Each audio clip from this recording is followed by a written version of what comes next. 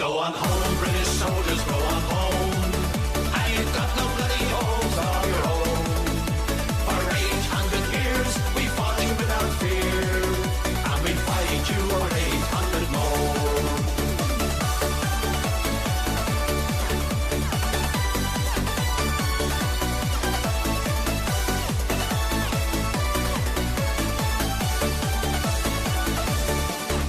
The soldiers took the streets in '69 to protect the people at that time.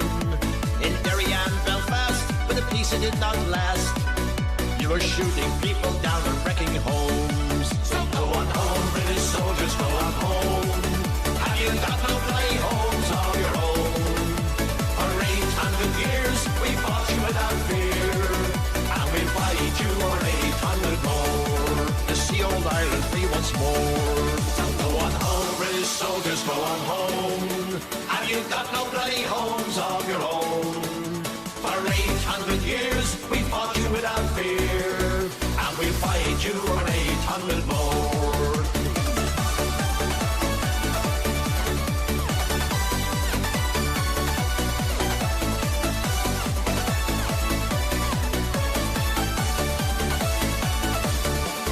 Now remember Operation Motorman, and the barricades came down across the land. You were shooting people dead with your plastic and your lead, and you took the side of Stormont in the end.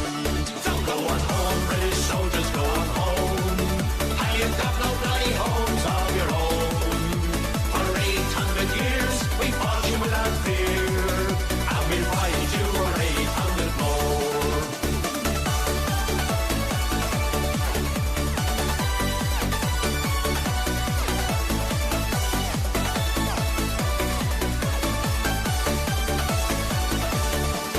If you stay, British soldiers, if you stay, you'll never ever beat the IRA. For the 14 men in Derry are the last that you will bury, and take a trip and leave us all alone. So go on home, British soldiers, go on home. And you've got no bloody homes of your own. For 800 years, we fought you without fear, and we fight you for 800 more. Yes, we'll fight you for 800 more.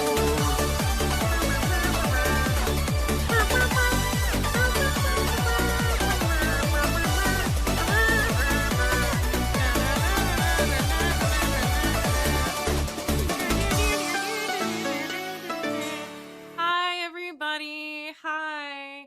It's me, Charlie, and it's going to go right into the next song because I accidentally hit play all. I should just let the meme I don't music like go you too today. serious. It's one of those days, you know? Nothing personal, kid. But I must go all out. It's Thursday. Just this once. Okay, it's childish, can't be no homegirl dropping like the NASDAQ. Move white girls like this coke up my ass crack. You're trying to dethrone me for spot on #1, but you in the year you lose, so best think you haven't won. In Adidas with some short shorts, B-O-O all over me. My green is where it's supposed to be, your green is in my You know, grocery. people want to mock me for my love of meme mashups, but damn. Nathan's here with all the ice on in the booth. At the gate outside, when they pull up, they give me loose. Yeah, jump out, boys. That's Nike boys hopping our coast. This shit way too big. When we pull up, give me the loot. She said, do you love me? I tell her only partly. I only love my bed. No way to I don't know my mom. Most of this is dead. That's why you never work. You had me suicidal. I love and I hate you, and I cannot change you, so I must replace you. Soldier boy, I'm in it. Why me crank it? Why me roll? Why me crank that soldier boy? That Superman, that all I want me go. Crank that soldier. Now watch me nay nay. Okay. Now watch me whip, whip. Watch me nay nay. What are you doing? Now watch me whip. So why I can't.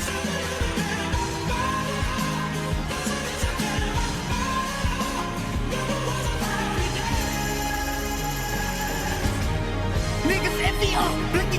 Bro, my computer in the corner, it says temps to jump next Monday, and I read that as Trump's to jump next Monday, and I was like, the fuck? Stiffy up. Got blicky up. Drumming up. Stiffy up. It's every day, bro. It's every day, bro. It's every day, bro. It's every day, bro. 届けて切なさには名前を付けよう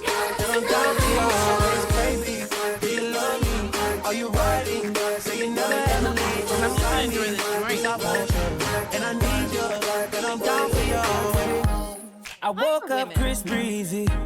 Women. Oh my God, I'm the man. I'm so fly and I can dance. There's tattoos on my neck.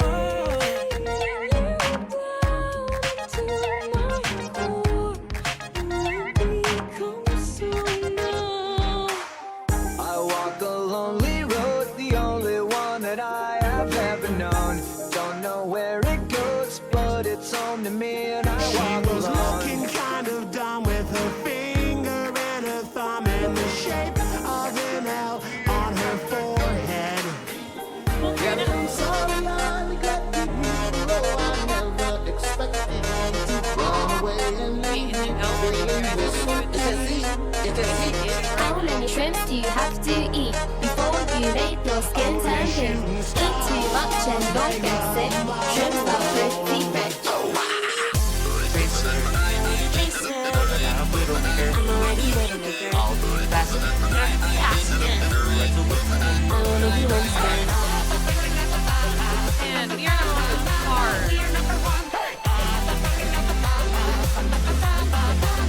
number one with hard.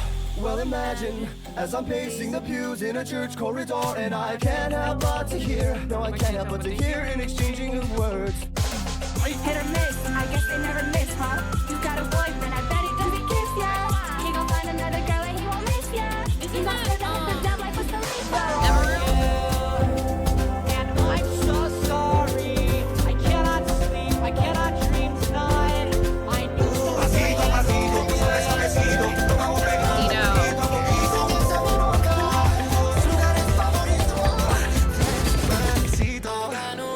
Moonlight, moonlight, white chick's Mariah. So look good in the moonlight. But so bad mine. Moonlight, moonlight.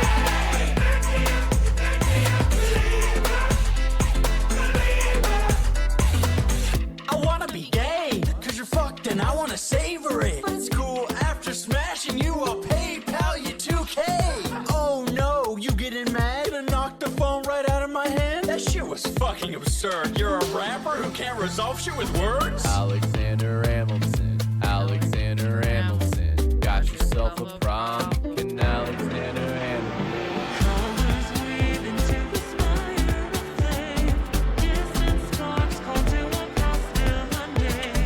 I'm a sick fuck, I like a quick buck. I like my dick stuck. I buy you a sick buck. I buy you some good pics. I get you that dip up. How you start a family, the condoms slip up.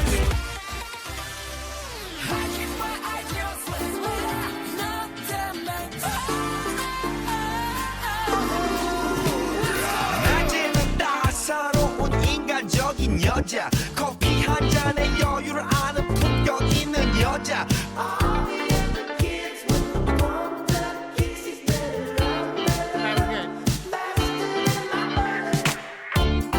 This is America. Don't catch you slipping now. Look what I'm whipping now. Pony show. Don't catch you slipping now. Look what I'm whipping now. Hi, everybody. Happy Thursday, right? I said it was Thursday. I hope everybody's having a safe and wonderful day. My name is Charlie.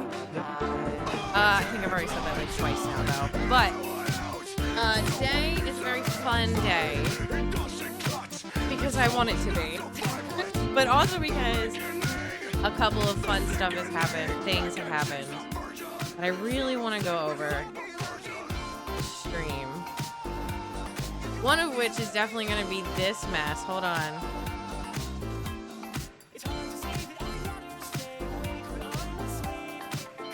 Where is it? Yes! Yes! Okay, so we're definitely going to go over that. I bookmarked a few tweets. That I definitely also want to talk about today. But one of the things I mentioned on stream, not yesterday, a few days ago, was talking about the fallout of when inevitably Trump is no longer in MAGA.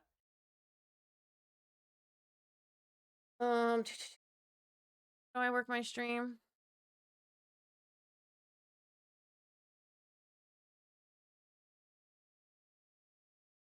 All right, we'll get to you. Hold on. Tavern music. Oh, Tavern music was on.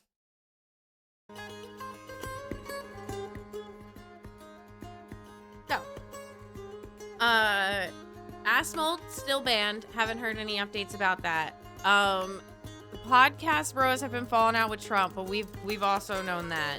Like, they've been jumping ship for probably about a month or two now. Like, I think it's probably been about 2 months since Theo Von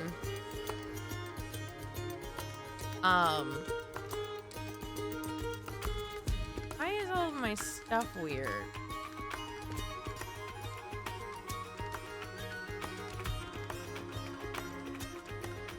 Like, everything's all red for some reason.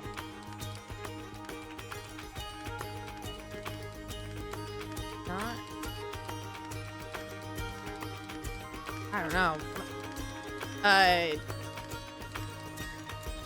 Not Discord. OBS is like yelling at me. Like, click all these boxes and unclick them, and it's like, stop. Like, please, I beg you. All right. Focusing. So, people are jumping ship. I talked about either it was a Sunday or Monday. I think it was Tuesday, because we were talking about how everybody's freaking out about the possible bombing of Iran, you know, destruction of a civilization, that whole jazz. And there was Alex Jones was calling for the 25th Amendment. Every single person you can think of was basically like, Trump needs to go. I don't think there was a single person out there on Tuesday that was like on a podcast and said this was cool. Like, people I wouldn't even think. Like Nick Fuentes has been turning against Trump for a little bit now. But Candace Owens was calling for him to be impeached and removed. Alex Jones is calling him for to be impeached and removed. Tucker Carlson and a bunch of other right-wing figures are all calling for Trump to be removed, and they're all turning against him. And we've been kind of watching that unfold. And a lot of that is for two reasons. One, grifting. Grifting is always the number one reason. And Tucker Carlson is like the king of the grift. If you see him grifting a direction, there's going to be money in that direction. 100%. But I do think his grifts... Charlie Gurky. I spot the Berkey. Charlie Gurky. I just... Charlie Gurky.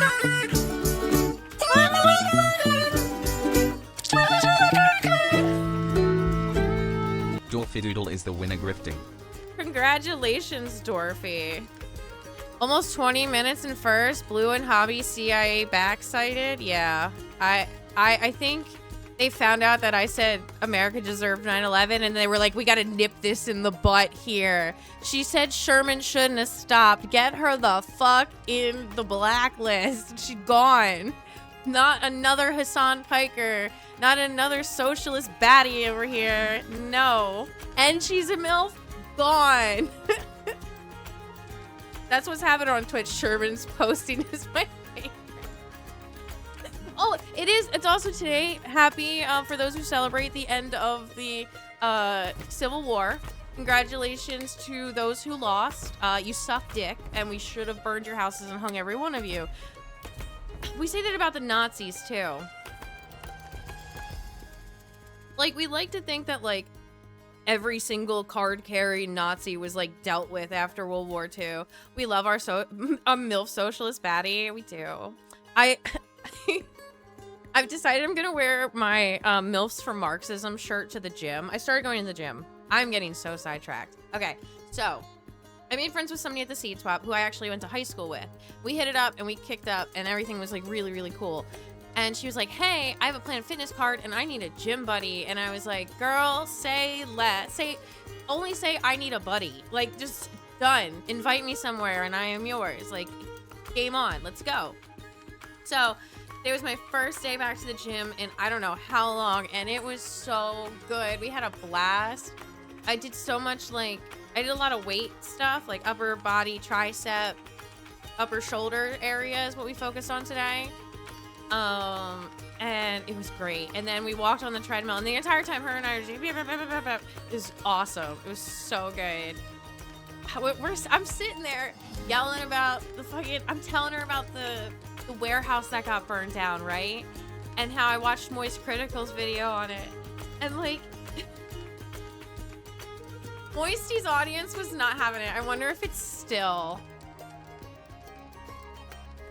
Like, there was like, some people were like, oh, those poor people's jobs. And the other people were like, they were barely getting paid. They'd be paid better on like minimum wage at this point, or like unemployment at this point. Like,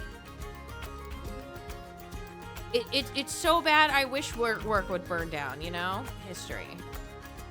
So the people trying to rally about the jobs being shouted down is hilarious. Yeah, I'm just like, can we please? Like, that's not... I think you're missing the point. Playlist. History. Thank you.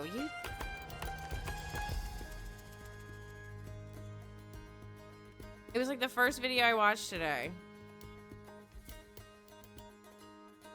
This.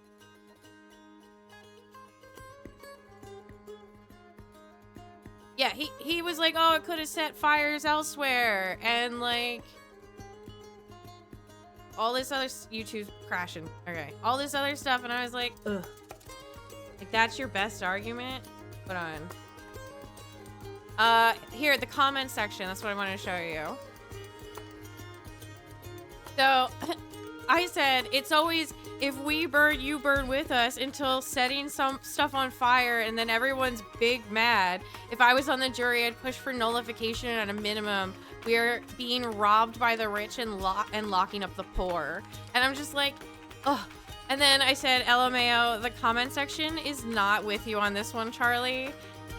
Stuff like this will become more common the more people feel they have nothing to lose. All you had to do was pay us enough to live. Words of the revolution.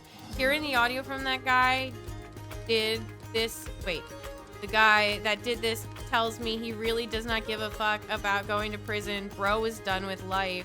He made it clear he didn't give a fuck about being caught. Dude, Benson is going to be pissed. A man with nothing to lose is much to fear. Like, these are not comments shutting this down. It's kind of scary how much impact one person can have if they're just having a really, really bad day. If there's a prison riot, you know who's setting the toilet paper on fire.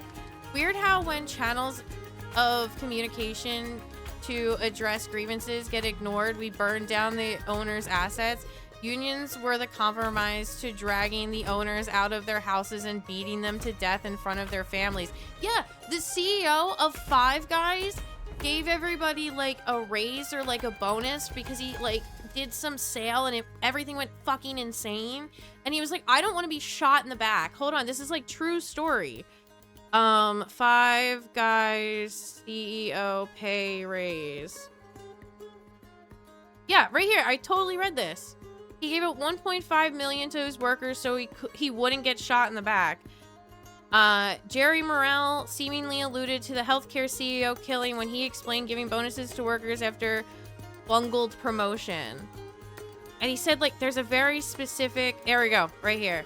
Five Guys Chief Executive Officer Jerry Morrell said that he gave $1.5 million in bonuses to employees of his U.S.-based burger restaurant chain because I didn't want anybody shooting me after the company recently screwed up by buy one, get one free promotion. Morrell did not elaborate on the comment, which he gave to Fortune in an interview published on Wednesday, but it came back a little more than a year after the United Healthcare CEO Brian Thompson was shot dead.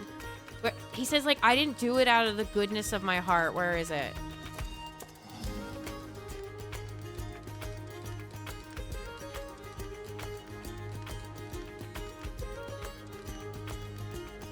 Come on, where is it? He was like, I didn't do this out of the goodness of my heart. Second statement told customers, you visited our restaurant in overwhelming numbers and we weren't ready for you. We didn't meet our own standards and that's something to take lightly and that's a do-over. The conversation blah, blah, blah, blah. I didn't want anybody shooting me in the back because we really screwed that up. We had no idea we were going to get that kind of response. Morrell joked that he preferred the employees receiving bonuses over his wife getting a new fur coat. She still looks good she still looks at me like I'm stupid, but I thought it was worth it, Morale said in a quote. They worked so hard, they were overwhelmed. It's not in here. He literally was like, I didn't do it out of the goodness of my heart. I didn't want to get shot in the back.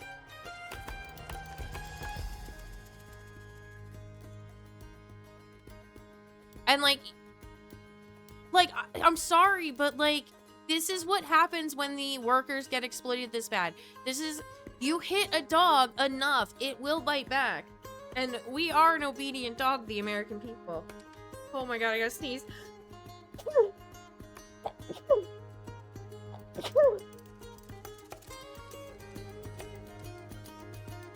Oh man, that was painful.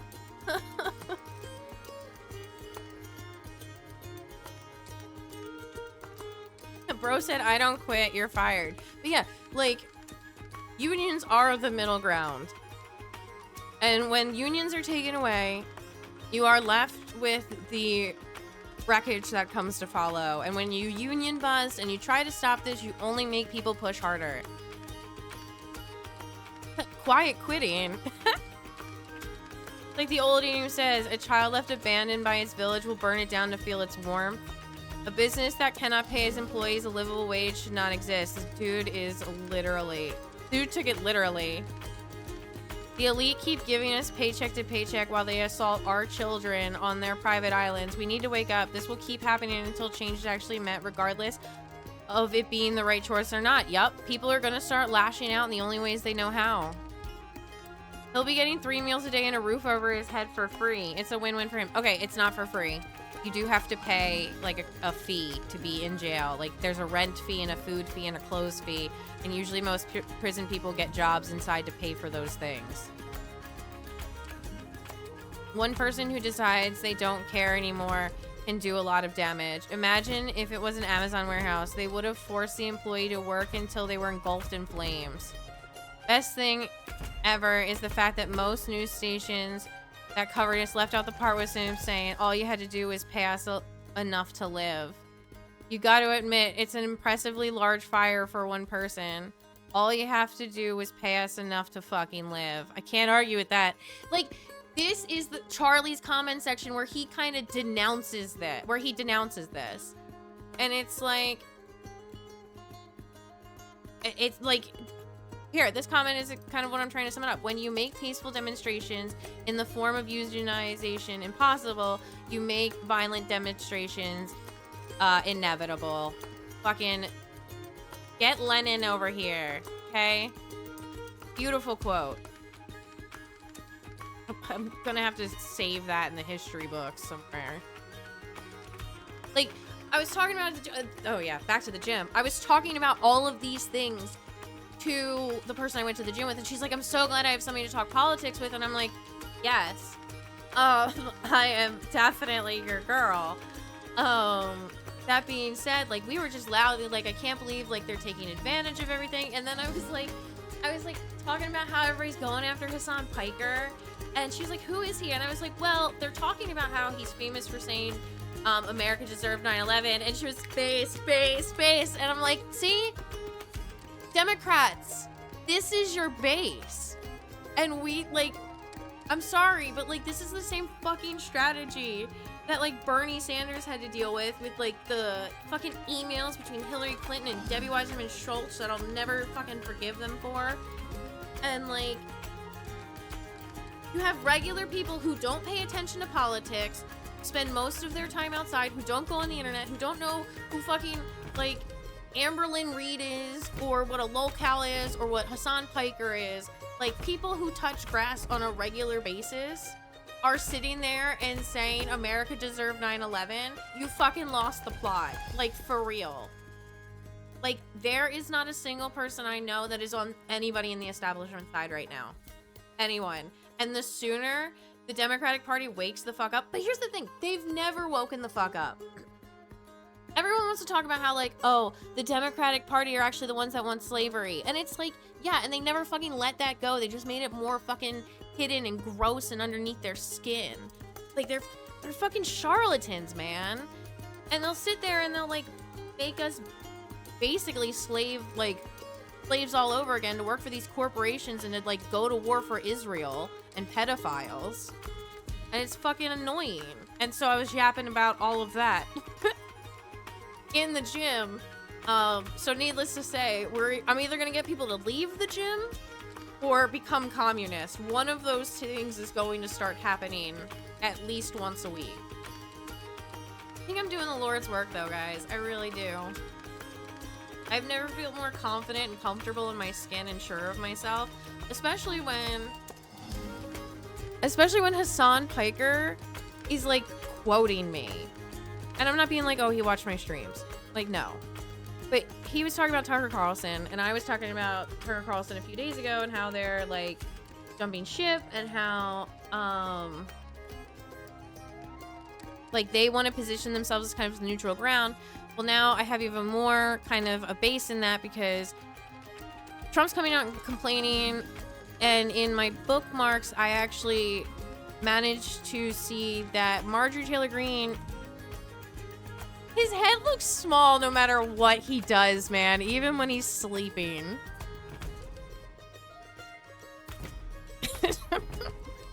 David Dobrik. This right here. Marjorie Taylor Greene like had this whole statement today. And this is gonna lead into the thing with Trump. But like these are the people that are repositioning themselves, and these are the people that are gonna start grabbing on to the people as they fall off of the Republican Party. So Marjorie Taylor Greene, oh wait, here's Rokana. Marjorie Taylor Greene was replying to Rokana, who was saying, as a human being and as an American citizen, I am relieved that Donald Trump has accepted a ceasefire and withdrawn his threat to destroy Iranian civilization. But let's be clear, this did not happen because of Congress, which barely made a whimper. This happened because of the force of the American people. Not just progressives and liberals, but conservatives like Tucker Carlson, Marjorie Taylor Greene, and even Ann Coulter spoke out against the horror of threatening genocide against another people. This tells me one thing. The only thing that will save this country, the only thing that will save our democracy is a broad populist social movement. Anti-Epstein class, anti-war, pro-working class.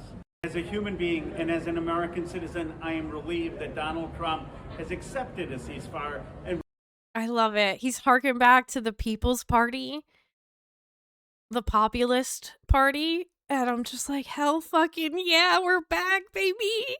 Welcome back, 1890. Let's fucking go. Get me my Emma Goldman cosplay right the fuck now. Anyway, Marjorie Taylor Greene responded with, Ro, I agree with you that we need a strong populist coalition of the right and left that can come together on the most important issues for the future of generations of America. This is no easy task given years of deep political divisions between the right and the left on issues both sides are passionate about. For the sake of my children's generation, I am willing to come together, go to the whiteboard, and begin to try to sketch something new. We both know the powerful political industrial complex of the Democrats and Republican parties will do anything to stop the right/left true America First coalition supported by ordinary Americans and not big money, special interests, and foreign agents and their donors. This is likely the only way to break free of the corrupt system from both sides that control everything. Constantly goes to war and only enriches themselves while the average American continues to lose.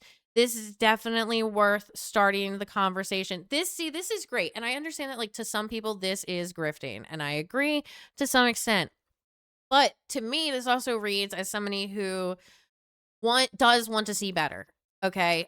Her kids have construction businesses. She's in the construction businesses.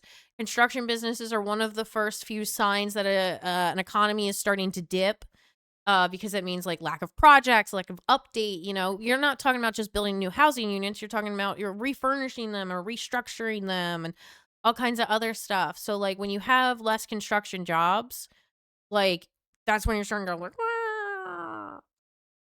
And that's also one of the first industries you need to refill when you get off of a depression. You know, you need to start manufacturing. You know, one of the greatest examples of that is the Empire State Building. Okay. We didn't need it. We absolutely didn't need that. Hoover Dam, better example. Definitely sort of needed that. But like, the Empire State Building was built by a bunch of construction workers. And that was because America needed jobs, right? To get out of the Great Depression. And not just building bomb jobs. And so to like see someone who would probably dislike me very much. Marjorie Taylor Greene has gotten a little bit better about her views on queer people. She is not like super disgusted. Like she won't spit on me, right? And I don't think she would spit on a drag queen, but she wouldn't want to be in the same room as that. And to me, that almost reads like kind of like Southern discomfort. You know, like when you see like a bitch at a party you don't like, most of the time you'll just sit on the porch and ignore her, right? So like that's kind of how like Marjorie Taylor Greene reads to me most of the times. And I'm not saying I like her, nor am I saying I'm endorsing her, but I appreciate this message that it sends. Okay. People talking about this is a great thing, even if we don't agree with them. Okay. Big tent, guys. Big tent. I'm loving it. Okay. So yesterday when we were on stream, we read where is it? It was 7 o'clock because I clocked it. I was like, oh, he's gonna post starting around like now. It's late in the night. And he did. He started popping off. Where was the one we started? It was this one. It was Marjorie Trader Ground Breen. Yeah, this was the one we read last night when I got off. This one right here. Failing New York Times and fake news CNN report, fake 10 points plan with Iran negotiations. Yeah, I was definitely off stream at this point. Which meant to discredit the people involved in the peace process. All 10 points were made up. Hoax, evil, and losers. Evil losers, make America great again. This doesn't say President Donald J. Trump or thank you to this tension in this matter. So I'm going to assume that this isn't technically under presidential statements. Remember, that's an important distinction set by the Supreme Court. All U.S. ships, aircraft, and military personnel with additional ammunition, weaponry, and anything else that is appropriate and necessary for lethal persecution and destruction of an already substantially degraded enemy will remain in place in and around Iran until such a time as the real agreement is fully complied with. If for any reason it is not, which it is highly unlikely, then the shooting starts. Bigger and better and stronger than anyone has ever seen before. It was agreed a long time ago. And despite all of the fake rhetoric and to the contrary, no nuclear weapons, and the Strait of Hormuz will be open and safe. I feel like I'm having a stroke reading this fucking thing. It was agreed a long time ago, and despite all of the fake rhetoric to the contrary, no nuclear weapons and the Strait of Hormuz will be safe and okay, hold on. Fuck God. So like it was agreed, and despite all of the fake rhetoric to the contrary, no nuclear weapons. Or is he saying that Iran shouldn't have nuclear weapons or that he's not going to use nuclear weapons? I'm so confused. And like I'm like a normal person. Imagine what fucking somebody that's like trying to translate this. Imagine the aneurysm. In the meantime, our great military is loading up and resting and looking forward actually to the next conquest. America is back. We should not be conquesting. None of these people, including our own, very disappointing NATO,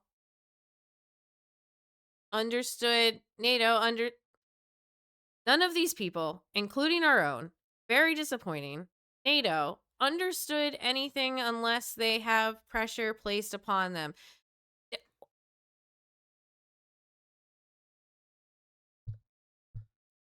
It hurts. Like it physically, as someone who enjoys writing for fun and someone who cannot read out loud to save her life, this is fucking painful. None of these people, including our own, which is, I guess he's trying to say, which is disappointing, None of these people, NATO, understood. I'm so fucking confused. All right, here's the meat and potatoes that we came here for. I could go for some fucking meat and potatoes right now. Let me tell you. I would fucking house a pot roast right now. Don't even fucking play with me. Oh my god. Oh my god. Or some beef stew. All right.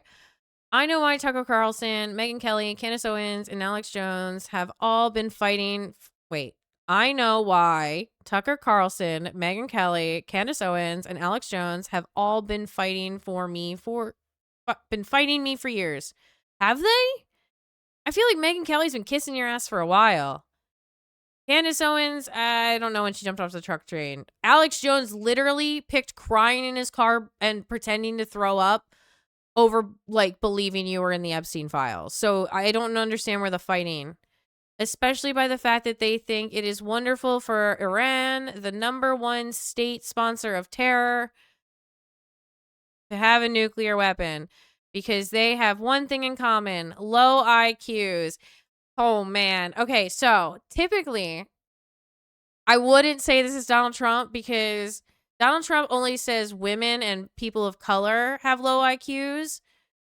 But I guess he's lumping Tucker Carlson and Alex Jones into that. Like, he is notorious for saying women of color have low IQs or just regular women. They're stupid people. They know it. Their families know it. And everyone else knows it too. Look at, somebody get Zoran on the phone with him, please. He loves Zoran. He loves Zoran Mamdani so much. I have never seen a man more proud. Like, he smiles at him like it's his own kid, and he hates his kids. Like, someone have Zoran call this man and be like, listen, what are you doing? Look at their record. They don't have what it takes, and they never did. They've all been thrown off television, lost their shows, and aren't even invited on TV because nobody cares about them. That's not true. Candace Owens and Tucker Carlson, actually, I think all three of these are the top grossing right-wing commentators, like, of our time. Like, Tucker Carlson and Alex Jones, I would compare to, like, the largeness of Rush Limbaugh. You know, Megyn Kelly and Candace Owens, I would put right up there with Glenn Beck. Honestly, like, with the popularity of, like, 2004 comparison. And so, like, I don't know why he's saying that these guys are, like, not doing great. And also, Ben Shapiro only kicked Candace Owens off of his network because he found out she was anti-Israel. Because nobody cares about them. They're nut jobs, troublemakers, and will say anything necessary for some free and cheap publicity. Now they think they can get some clicks because they have third-rate podcasts, but nobody is talking about them. That's not true. That is absolutely not true. And their views are the opposite of MAGA, or I wouldn't have won the presidential election in a landslide. MAGA agrees with me and just gave CNN a 100% approval rating of Trump. Not hand-flailing fools like Tucker Carlson, who couldn't even finish college. He was a broken man when he got fired from Fox, and he has never really been the same. Perhaps he should see a good psychiatrist. Or Megyn Kelly, who nastily asked me the now famous only Rosie O'Donnell question, or crazy Candace Owens, who accuses the highly respected First Lady of France of being a man. Why do you have to drag this in here? My right-wing brother-in-law watches Candace Owens. Everybody watches Candace Owens. Everyone. People love her, and she's gorgeous. I just don't agree with her views, but she is a beautiful, beautiful woman. For someone who's got some negative opinions about my existence, very stunning person. And sometimes she makes points that people get. I like the way that she, like, weaves pop culture into her conversations. Also, hi, Maddie. But why is he bringing in France's first lady in here? Why is he bringing in that lawsuit when she is not and will hopefully win lots of money in the ongoing lawsuit? Actually, to me, the First Lady of France is far more beautiful woman than Candace. You would say that because you fucking hate black women. In fact, it's not even close. Or bankrupt Alex Jones. He's only bankrupt because of the lawsuit he lost. Who says the dumbest things and lost his entire fortune, as he should have, for his horrendous attacks on the families of Sandia Fort. Oh my God! The farther and farther I go, the pettier and pettier it gets. Oh my God. Ridiculously claiming it was a hoax, these so-called pundits are losers, and they will always be. Now fake news CNN and the failing New York Times and all the other radical left. It's like everybody else. News organizations are hailing them and giving them positive press for the first time in their lives. Yeah, give credit where credit is due. They're not MAGA. They're just losers. Just try and latch on to MAGA. Just trying to latch on to MAGA. As president, I could get them on my side anytime I want to. But when they call, I don't return their calls because I'm too busy on world and country affairs. He posted this at 4 o'clock today. Aren't we in a war right now? After a few times they go nasty. He sounds like my grandmother. Just like Marjorie Trader Brown. I'm surprised he didn't put parentheses green turns brown under stress. I'm expecting that's the full nickname. But I will no longer care about that stuff. I only care about doing right for our country. MAGA is about winning and strength and in not allowing Iran to have nuclear weapons. MAGA is about making America great again. And these people have no idea how to do that, but I do, because the United States is now the hottest country anywhere in the world. Somebody's gonna set us on fucking fire.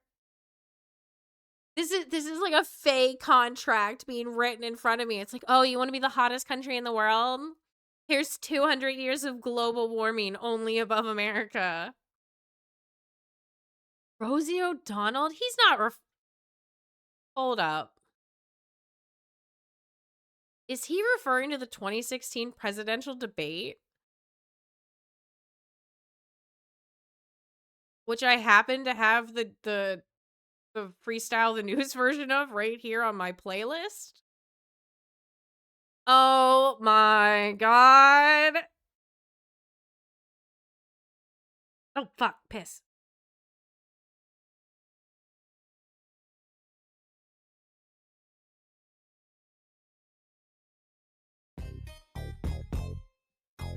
Is there anyone on stage? Is there anyone on stage?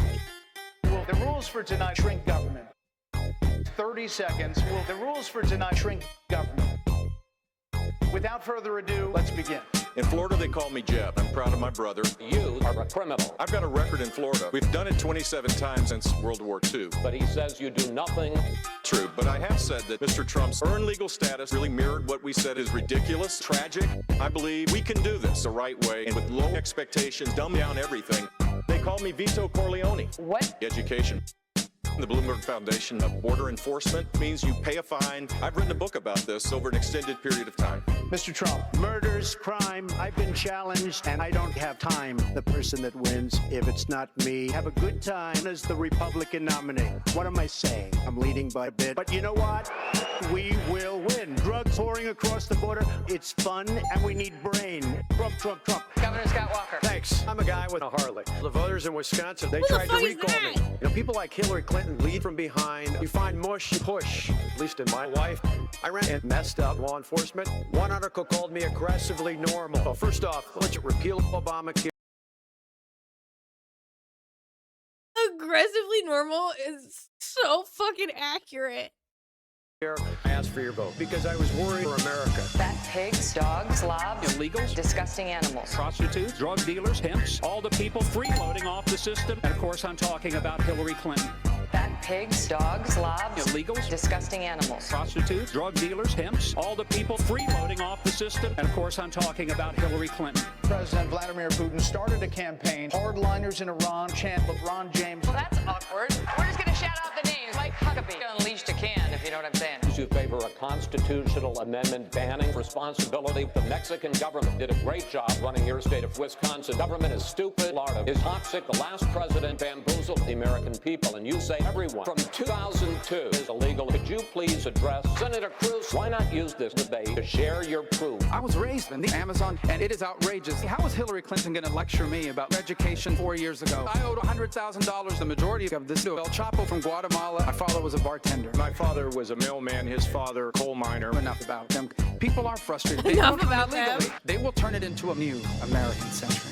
Fat pigs, dogs, slobs, Illegals, disgusting animals. prostitutes, drug dealers, pimps, all the people freeloading off the system. And of course, I'm talking about Hillary Clinton. Can't Fat believe pigs, dogs, slobs, I have illegals, relevant disgusting content animals. Prostitutes, that I drug didn't even know dealers, I would pimps, all need. the people freeloading off the system. And of course, I'm talking about Hillary Clinton. Well, I could take issue with all of those things. The thing that is most important Oh my is having God, a brain. Ben Carlson. Ukraine can't trust us with politicians. Carson doesn't believe in the Geneva Convention. We have weakened ourselves militarily. Take out half of a brain. Freedom is not free. Drive the debt to an unsustainable level. And I've talked to a lot of the generals, and believe me, people are stupid idiots. We want to utilize military intellect, and America became a great nation. Separate creativity and innovation. I agree with Dr. Carson. Yes, I do. When you actually have to be responsible to give more tools. ISIS rides in a U.S. Humvee. I've got a proposal. Fund our enemies. When you're sitting in a subcommittee blowing hot air, you can say things like that. I asked the mayor. That is nonsense. But I am darn proud. It's good to see you, gentlemen. What do you think of this crowd? Fat pigs, dogs, slobs, Illegals, disgusting man. animals. Yeah, prostitutes, drug dealers, pimps, all the people. Those are mostly quotes Megyn Kelly asked him about during the 2016 election during the debate on Fox News. I remember this. Freeloading off the system. And of course, I'm talking about Hillary Clinton. Fat pigs, dogs, slobs, Illegals, disgusting animals. prostitutes, drug dealers, pimps, all the people freeloading off the system. And of course, I'm talking about Hillary Clinton. It's over. That's it. For the first Republican primary debate night of the 2016 presidential race, our thanks to the candidates will now be.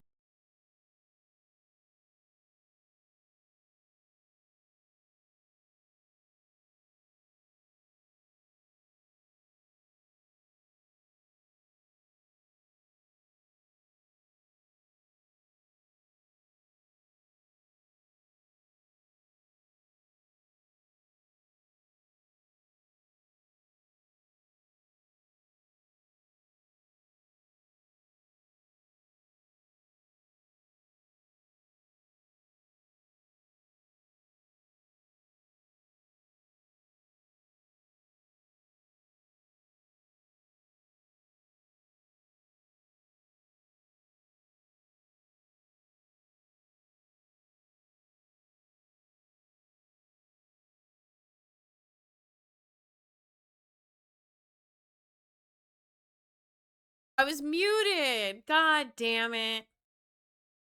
There are reports that Iran is charging fees to tankers going through the Hormuz Strait. They better not be. And if they are, they better stop it now. President Donald J. Trump. Better not be. Ooh, I'm going to give you a timeout. The Wall Street Journal is one of the worst and most inaccurate editorial boards in the world. Stated that I declared premature victory in Iran. Actually, it is a victory, and there is nothing premature about it. Because of me, Iran will never have a nuclear weapon, and very quickly you'll see oil start flowing with or without the help of Iran. And to me, it makes no difference either way. The Wall Street Journal will, as usual, live to eat their words. They are always quick to criticize, but never to admit when they are wrong, which is most of the time. President Donald J. Trump and Secretary of the Interior Doug Burgum are proud to be fixing the once beautiful reflecting pool between the Washington Monument and the Lincoln Memorial.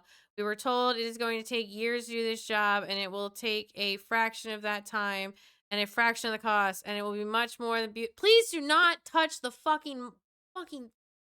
I hate this man. He's gonna put his stupid ass arch there, isn't he? I hope everybody knocks it down. I hope, like, after he goes, I just want to see it gone. It's over. No, it's And that's why you'll have 5, 6 times a day. And, oh, we won. It's over. No, it's going to go on forever. Total destruction. I'll never let them have the Strait. Yes, we're giving up the Strait. I'm getting out of NATO. We're staying in NATO. And when you know people in early dementia, that is exactly what they do. And so I think we're dealing with the madness of King George III here. And that's why you'll have 5, 6 times a day. Yeah, I don't know if my grandmother ever officially had dementia. I stopped talking to them a while ago. But the part where I was like, oh, this sounds like my grandmother. Where was it?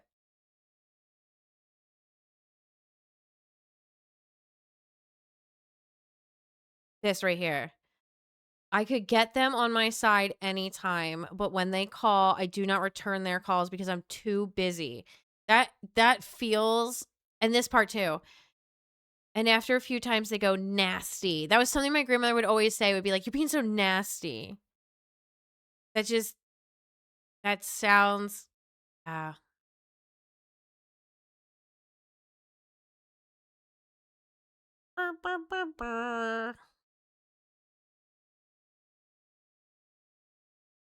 Oh my God, is this fucking real? Channel 5 Carnival. Hey guys, Hunter Biden here. I just got a call from Andrew Callahan. He asked me to come out on the Channel 5 Carnival tour at the end of the month. I think we start in Phoenix and then we go to San Diego and we end in Albuquerque. And I think he's trying to organize a cage match, me versus Eric and Don Jr. I told him I'd do it, 100% in, if he can pull it off. And if he can't, I'm still coming. And I think he's got a lot of other surprises up his sleeve. A lot of fun. Oh my and God. I hope I can see you guys out there. You can get tickets on.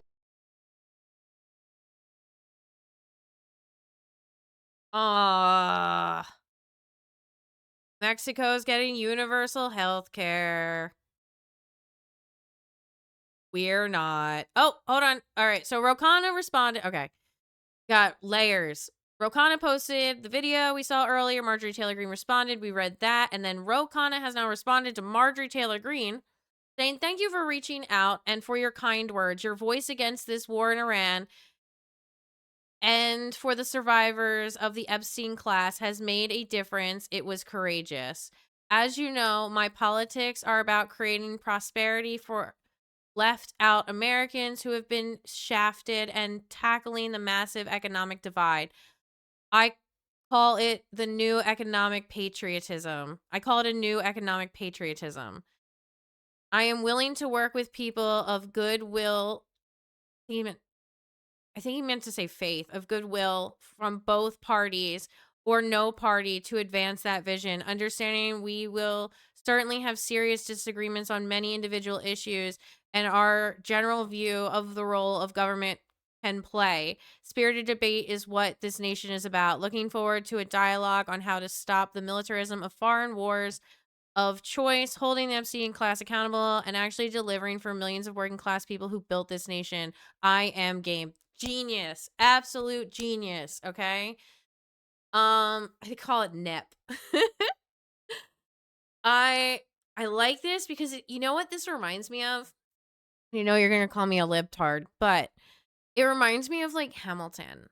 Like this country was written into law and it like written to exist by people who did not agree. You had multiple people who owned slaves and multiple people who didn't own slaves and were totally against slavery.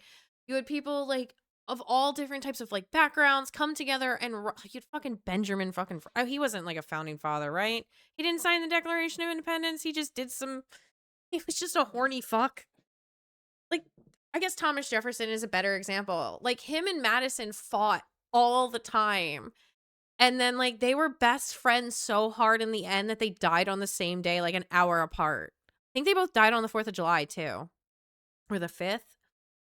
Or maybe like the 3rd at midnight, somewhere around that time frame. But like people that built this country and the people that like ended the Civil War and like the things that were built from the ashes of the multiple times this country has failed were people building coalitions together and setting aside their personal disagreements for what is better for the written law, you know, for the word of legal paper, if that makes sense. Because remember, legal writing's fey language. Oh, this was the other thing. I thought I bookmarked this. Didn't hear the Republican leadership respond to President Trump's threat to eliminate an entire civilization. We did, however, see many Democrats join you in calling for President Trump's removal from office. What do you make of the fact that you seem to be more on the side of Democrats on this specific issue rather than your own party? What do you think?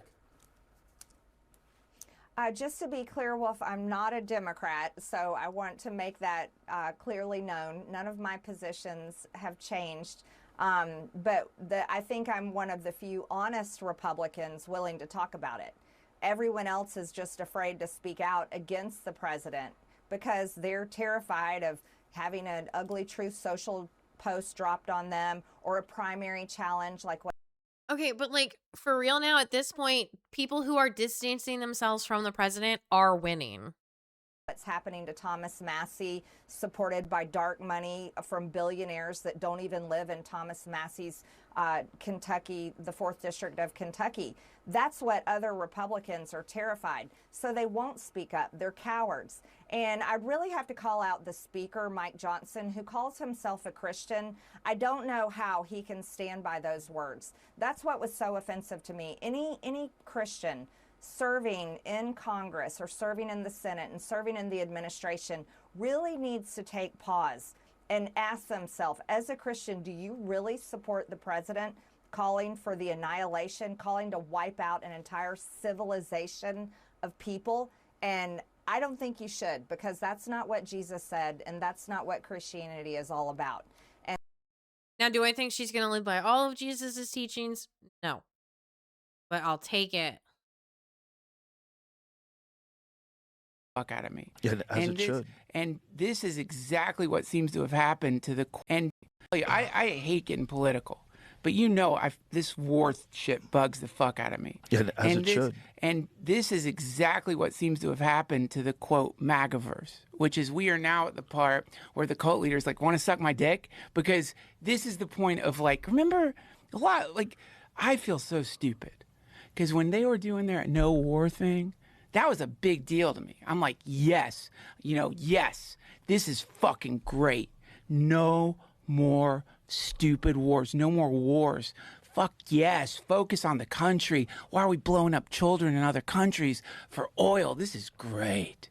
And now it's wild to see what's happening. Isn't it mind-blowing that it is now, it's literally flipped. It's on its side. It's the opposite now. Now, these people who like really blatantly, we're not going to do any more wars. Right. Oh my God. We blew up, how many fucking Iranian schoolgirls did Trump blow up? What's the number? I'm sorry, I don't know that number. I guess it just hits different, it hits hard when you got kids. And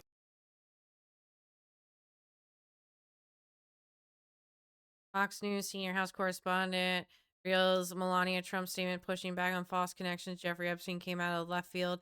Reporters of the White House, we had no heads up. This is okay.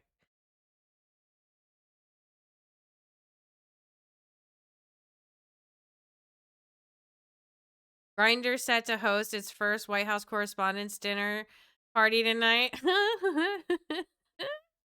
I gotta stop free scrolling, but I can't not. Relationship, but to set up a healthy conventional relationship where Israel can pay its own bills and fund its own military and act within the constraints imposed on it by its own economy and population. That's what normal countries do. Most countries live with neighbors that don't like them, with whom they have testy relationships, but they make accommodations because they have no choice. There's no country in the world that acts with total impunity because it knows a much larger country will backstop it no matter what it does. That just doesn't exist in the natural world. I hate to say this, but he's right. We have gotten too comfortable being isolated from everybody who won't work with us. Because it's not natural. It's grotesque. And it's terrible for the United States. And now it's obvious. And it's time not to end it, not to set up an adversary.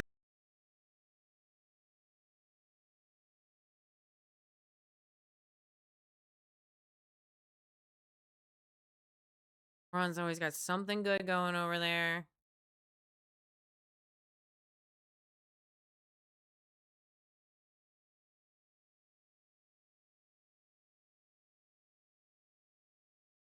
Hungry. I should go get dinner. You know what I want to eat? Sounds kind of. I don't care if they're Fed posting.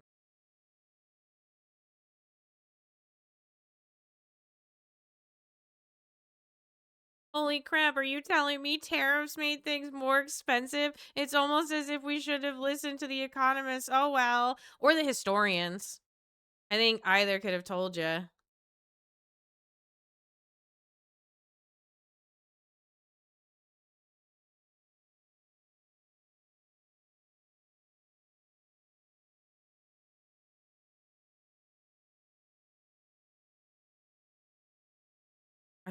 I'm looking for very specific.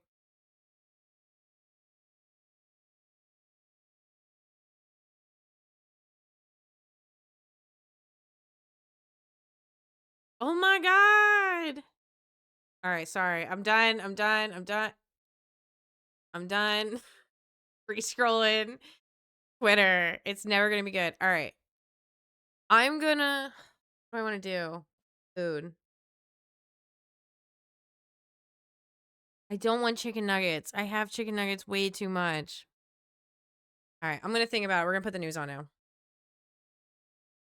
Well, Trump, he's issued another ultimatum, though not to Iran, rather to NATO, reportedly telling members of the alliance that they must commit warships or other military assets to secure the Strait of Hormuz, or they're going to get punished. Because even though the ceasefire that he Punished how?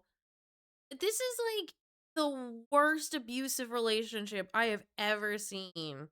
Like, this is bad. announced is supposed to mean that the strait's already open, there's almost been no traffic through the waterway yet. And Israel's continued attacks on Lebanon, they're threatening to blow up whatever fragile peace somehow seems to be holding. But where we should start is with NATO, and what I think is some very important context. Right, Article 5 of the NATO Treaty, the one that says an attack on one is an attack on all, it has only been invoked once. It was invoked by the United States after 9/11, and more than 1,100 non-US troops were killed in the subsequent war in Afghanistan. But Trump, long before today, he's cast doubt on whether he would actually defend NATO allies if they invoked Article 5. And that's as he's also insulted them, tariffed them, threatened their territory using tariffs, and let's say complicated efforts to deal with the Russian war of aggression on their doorstep. And he and his administration are now also campaigning for Hungarian Prime Minister Viktor Orban, who's seeking re-election this weekend and who has also threatened Allied unity while actively working against Ukraine. We're talking about a man that reportedly literally told Putin in a phone call last year, "I am at your service." And you have all of this as the war that Trump's complaining NATO allies won't help him with, it is a war that he started by choice with no real self-defense rationale and without consulting them, right? And despite all of that, the realities of the world, you had White House Press Secretary Caroline Leavitt yesterday sharing what she said was a direct quote from the president on NATO. They were tested and they failed. Leavitt also, at the behest of the president, accused members of the alliance of turning their backs on the American people and said that Trump was looking forward to having a very frank and candid conversation with NATO Secretary General Mark Rutte, with the secretary arriving to address Trump's so-called concerns about NATO's refusal to get involved in the war. And he's been called kind of the Trump whisperer for his ability to deal with the president, an ability that seems to just be his willingness to shamelessly kiss Trump's ass in public and in private. An approach, I'll say, that has been increasingly criticized by some NATO members, especially for his decision to support the Iran war. Except this time, it didn't seem to work, with Trump writing on social media after the meeting. NATO wasn't there when we needed them, and they won't be there if we need them again. Remember Greenland, that big, poorly run piece of ice. Rutte, he didn't let that stop him, telling You think soup's too much right now? Kind of thinking soup. Ramen. CNN that he can see Trump's point, that he really admires Trump's leadership, and that the world is absolutely safer thanks to Trump. And then on top of that, Rutte argued that overall, NATO allies ended up providing significant support to the US for the war in Iran in terms of logistics, basing, and other measures, which does seem to be true. And then in addition to that, you had him noting that NATO countries are looking for what they can do to contribute to keeping the Strait of Hormuz open, with assets including warships, as well as minesweepers and radar technology. But again, that was what he said publicly, and according to a major German newspaper, he privately told European leaders that Trump was expecting those concrete concrete commitments within the next few days. And you have several European diplomats reportedly saying that Trump's demand amounted to an ultimatum, although it's not exactly clear what the consequences will be. Because in addition to a number of things, he's already threatened to withdraw the US from NATO, which also isn't something he technically can do by himself. Though you also have the Wall Street Journal reporting that the White House is considering a plan to punish NATO members that Trump thinks have been unhelpful, and that could apparently involve pulling American troops out of those countries or even closing down bases. Right? And then as far as countries that have been seen as supportive of the White House, if this happened, they could apparently end up getting more troops, which actually ends up being very notable and interesting because, I mean, we'd mostly be talking about countries on Europe's eastern flank. So like Romania and Poland, and so Russia probably wouldn't be a huge fan of that. Although to be very clear,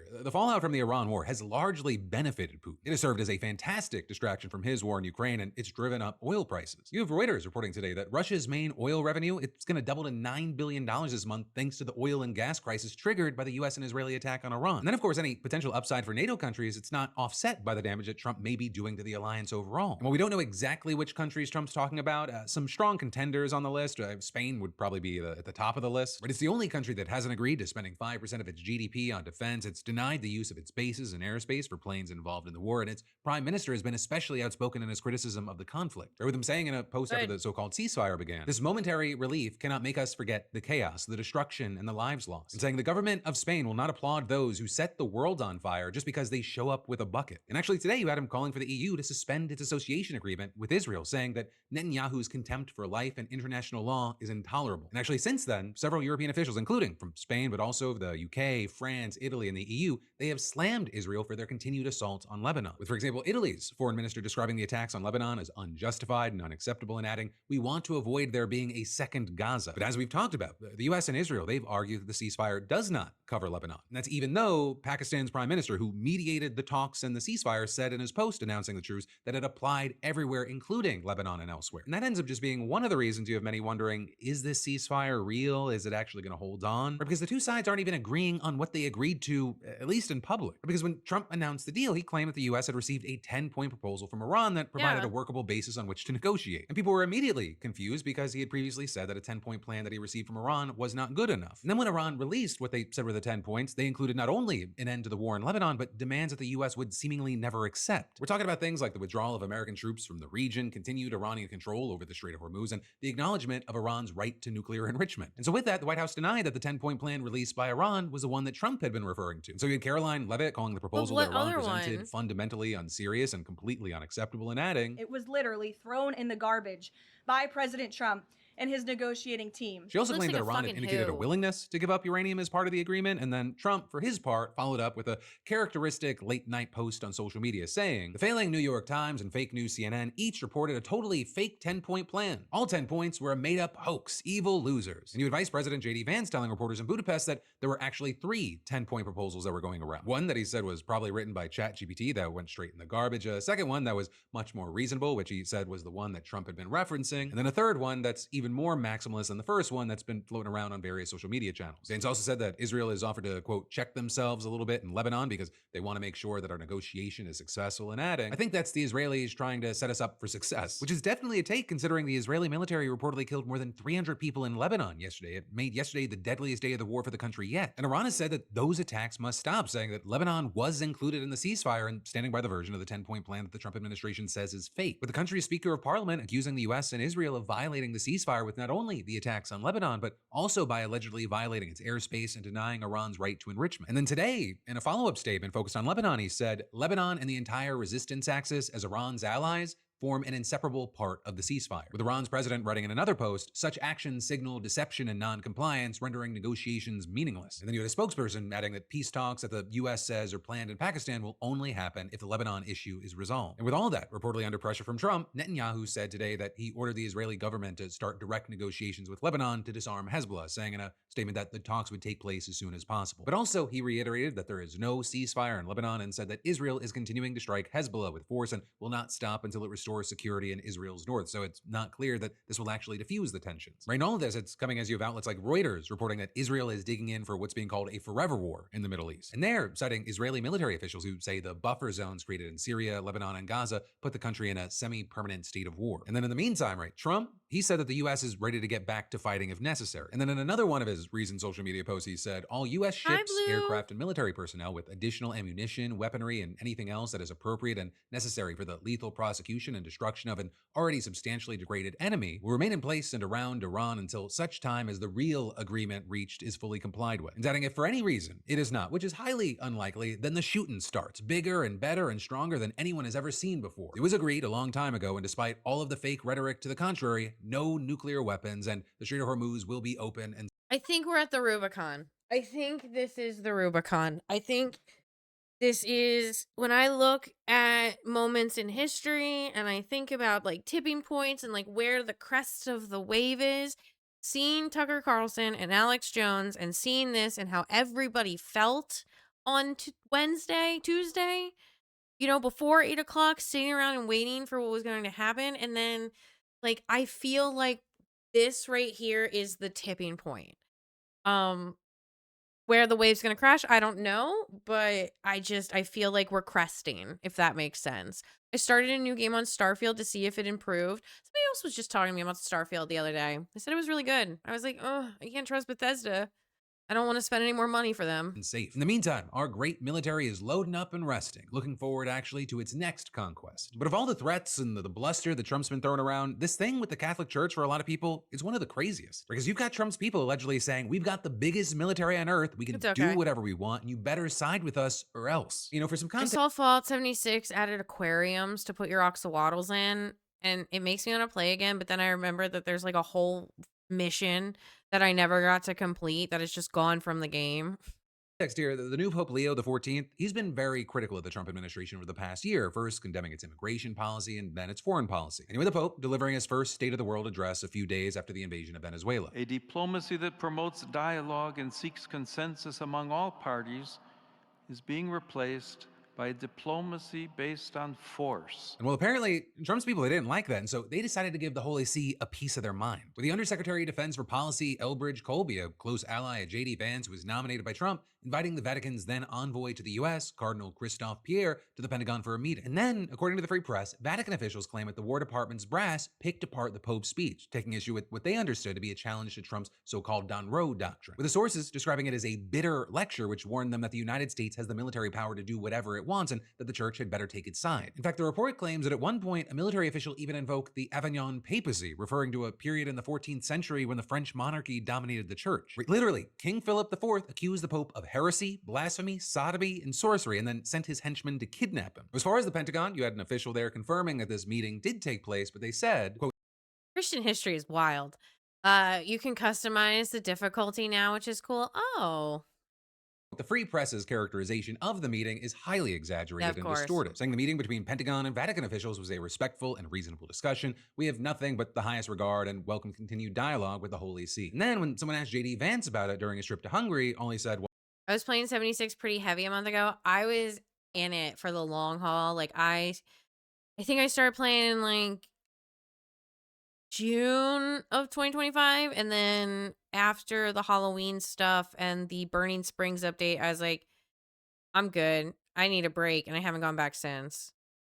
I was playing my friend decided to romance Gale in our playthrough and accidentally blew us all up with a Netherese orb. Wait, he romanced him just to blow him up? That's fucked up. I've never seen this reporting. I'd like to actually talk to Cardinal Christophe Pierre and frankly to our people to figure out what actually happened.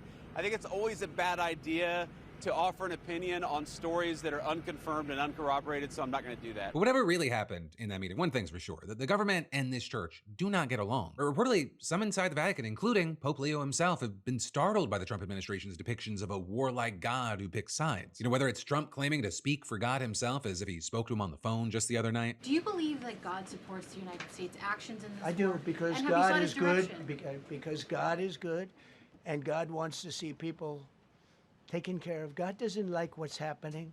I don't like what's happening. No. He romanced him, and then when we were in combat, he misclicked and accidentally blew us all out with it. No, you gotta take it off the wheel. Happening. Everyone says I don't enjoy this. Or the evangelical pastor Franklin Graham saying this crazy shit during a Pentagon prayer service for Christmas. We know that God loves, but did you know that God also hates? Do you know that God also is a God of war? Or Trump's spiritual advisor Paula White comparing Trump to Jesus Christ himself. You were betrayed and arrested and falsely accused. It's a familiar pattern that our Lord and Savior showed us. And I believe that the Lord said to tell you this. Because of his victory, you will be victorious in all you put your hand to. Or just yesterday with Pete Hegseth thanking divine intervention for the brief ceasefire. Our troops, our American warriors, deserve the credit for this day. But God deserves all the glory. Tens of thousands of sorties, refuelings, and strikes carried out under the protection of divine providence. A massive effort with miraculous protection. God is good. Meanwhile, over in Rome, Pope Leo has consistently delivered the Irony. exact opposite message, saying on Palm Sunday. Fratelli, sorelle. Brothers and sisters, this is our God, Jesus, King of peace, who rejects war, whom no one can use to justify war. He does not listen to the prayers of those who wage war, but rejects them, saying, even though you make many prayers, they read I will Latin? not listen. Your hands Or are is it full like of their own blood." language? Le vostre mani grondano sangue. Right, and then saying on Easter Sunday. Sounds like Chi ha Latin. in mano Let those who have weapons lay them down, he said. Let those who have the power to unleash wars choose peace. Then, after Trump's a whole civilization will die tonight post saying, Today, as we all know, there has also been this threat against the entire people of Iran, and this is truly unacceptable. and then most recently, he even called for political opposition. Wish that God told him to invade Iraq and he did it behind closed doors to Christian donors and it was leaked. This guy just says it to the press. Yeah. Yeah. They just don't even hide it anymore. And that's the final insult. invite the citizens of all the countries involved to contact the authorities, political leaders, congressmen, to ask them, tell them to work for peace and to reject war. Though I will say, even with all that, the Pope has very notably refrained from singling out Trump directly, with one senior Vatican official telling the Washington Post that Leo is generally opposed to any and all who would seek to instrumentalize God for war. Then also at the same time, he had the Free Press reporting that when the White House invited him to America's 250th birthday this summer, the Pope declined. With this, reportedly over a mix of foreign policy disagreements, the increasingly vocal opposition of U.S. bishops to Trump's immigration policy, and a reluctance to become a political bargaining chip in the 2026 midterms. And so instead, Pope Leo is going to be spending July 4th on the Mediterranean island of Lampedusa, which is a waypoint for African refugees reaching Europe. And in fact, one Vatican official told the Free Press the Pope may well never visit the United States under this administration, which, is about as clear of a message as you're going to get here, though still, these more direct I thought he was in criticisms, they tend to Chicago. come from bishops and others that are underneath the Pope rather than Leo himself. And actually, recently, we've seen some right-wing Christians totally tearing off the kid gloves. Or you have Candace Owens outright claiming and Tucker Carlson strongly implying that Trump and his administration are satanic. And actually, speaking of which, Owens said in response to the Free Press report about the Pentagon. Wait, I don't want to get into Candace Owens yet. Hold on. Are they gonna? Never mind. Meeting. Assuming this is true, we need to know who specifically in the White House threatened the Vatican envoy. The actual names of the individuals involved should be known to the public. So it seems now that the political opposition to Trump, at least in part, even from those within his own party, is increasingly becoming a religious opposition. Especially as Trump and Hegseth, whether it be behind the scenes or with all the moves they've been making out in public, seem to be trying to treat America like it is a rogue religious state. Well, obviously, we're all monitoring the situation as far as the short-term consequences. I mean, it's still too early to judge right now what this might mean for the electoral prospects this year and in 2028. And then there's more than I forgot to get space rid of the space contraband I picked up in Starfield in space and got space arrested by space cops. Oh my god. That sucks. Hold on, wait. Hold on. Yeah. I'll be right back. I'm gonna go get some ramen. we've got to dive into in just a minute, but let me thank a sponsor first and say, the hardest part of launching something, it's usually not the idea, it's getting out of your own way. And, you just got to let that sink in, right? If you've been waiting for the right time to launch your side hustle, your business site, the time's now. Because, I get it. Building your website, it can feel way bigger than it actually is or has to be. But thanks to today's sponsor, Squarespace, that excuse is officially gone. Like, it just couldn't be easier to start showcasing or selling content, courses, physical or digital products, whatever you're dreaming up. Their fantastic tools will literally draft your site copy, suggest your layout, and design your pages. You just describe what you want and it builds around you. No coding, no guesswork, just results. And I don't know, you want one-time payments, subscriptions, both? done and done. And their templates, they're beautiful. It'll make you look like you hired a designer. And their Fluid Engine editor, it lets you drag, drop, customize, no coding, no stress, no excuses. And once you're live, built-in analytics and marketing tools keep everything running like clockwork, so you can just focus on what you actually care about. So take that first step today with a free trial at squarespace.com/Phil, or scan that QR code. Today is launch day. Just remember that when it's time to go live, use code Phil to get 10% off and let them know we sent you. But then, diving right back into the news, Pam Bondi was fired as Attorney General. She was subpoenaed to testify about the Epstein files, and now the Trump DOJ is trying to get her out of it, arguing that since she's technically no longer the AG, the subpoena doesn't apply. Which is crazy. Some would argue even it looks like bullshit, because it appeared that even though she was fired, she would have to appear before the House Oversight Committee is scheduled. In fact, the committee's ranking member, Robert Garcia, said at the time she will not escape accountability. She must answer for her mishandling of the Epstein files and the special treatment she has given Ghislaine Maxwell. But now you got the Trump DOJ making their move. Assistant Attorney General Patrick Davis sending a letter to Committee Chairman James Comer arguing Ms. Bondi no longer holds that office. As a result, because Ms. Bondi no longer can testify in her official capacity as Attorney General, the department's position is that the subpoena no longer obligates her to appear on April 14th. We kindly ask that you confirm that the subpoena is withdrawn. And so their logic, or you could argue their argument that they don't actually believe in, is that she is not AG anymore, and so the subpoena to the AG does not apply to her. So far, the committee doesn't appear to be going along with it. You had a committee spokesperson saying they will contact Pam Bondi's personal counsel to discuss next steps regarding scheduling her deposition. Republican Nancy Mace posted on Twitter that the subpoena was for Bondi by name, not by title, and adding,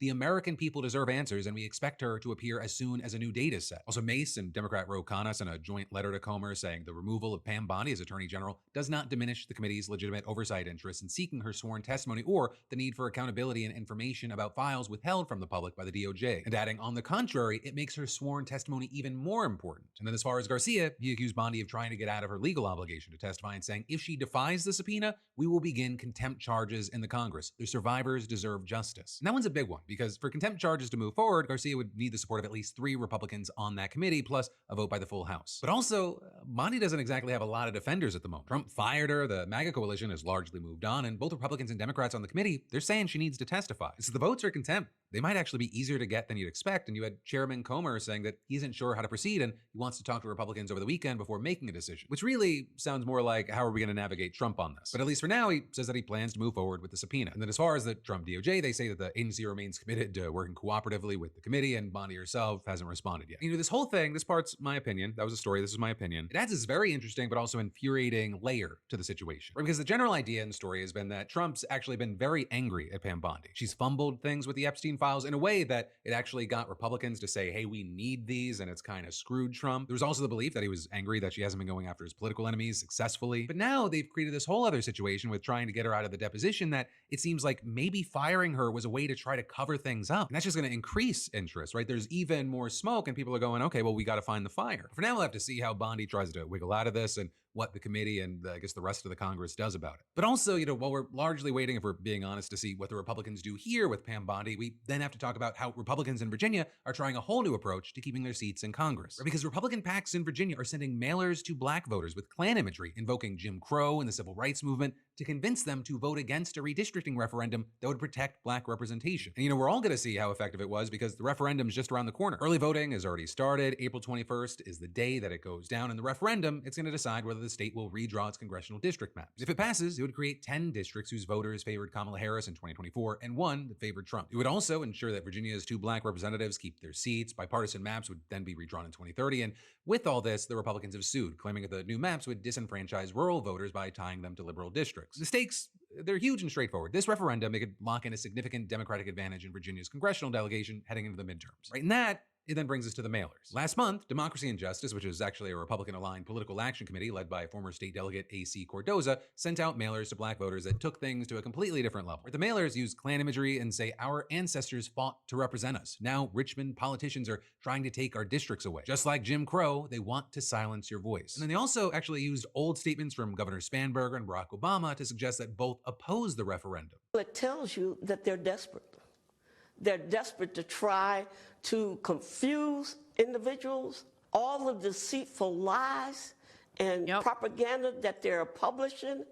I know President Obama cannot be pleased about this. So with all this, you had Virginia Attorney General Jay Jones saying these ads deliberately exploit the history of Jim Crow and the civil rights movement to mislead black voters and suppress participation. Though Cardoza defended the mailers, saying if Democrats don't like what the mailer represents, they should not be doing the actions that the mailer represents, period. They're having a hard time dealing with it because it reflects upon them. You also had the chairman of the Virginia Republican Party, Jeff Ryer, denying seeing the mailers or having any involvement with democracy and justice, but also he defended the use of Obama and Spanberger's quotes, saying they were against gerrymandering before they were for it. Now, to be fair, Ryer has a point that Democrats have not always supported redistricting, and the referendum ballot language, it only asks voters if they want to draw new maps to, quote, restore fairness, which critics Did you say hear understate. Trucker? Tucker called Trump the Antichrist? I think so. That was in one of the videos he put out yesterday, right?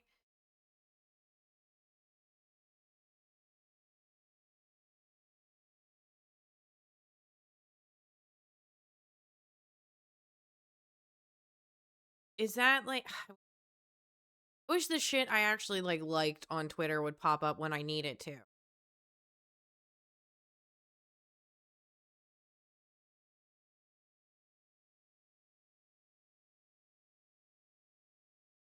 I should just go right to his Twitter. I don't know why I don't. Tucker.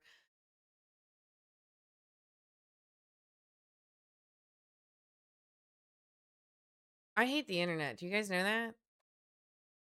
Tucker Carlson. God, that's such a freaking hillbilly name. Tucker Carlson. Yeah, it was pretty spot on.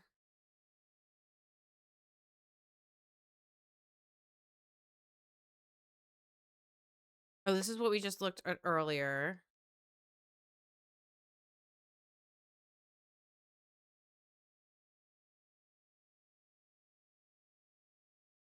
Everybody's talking about what Trump posted.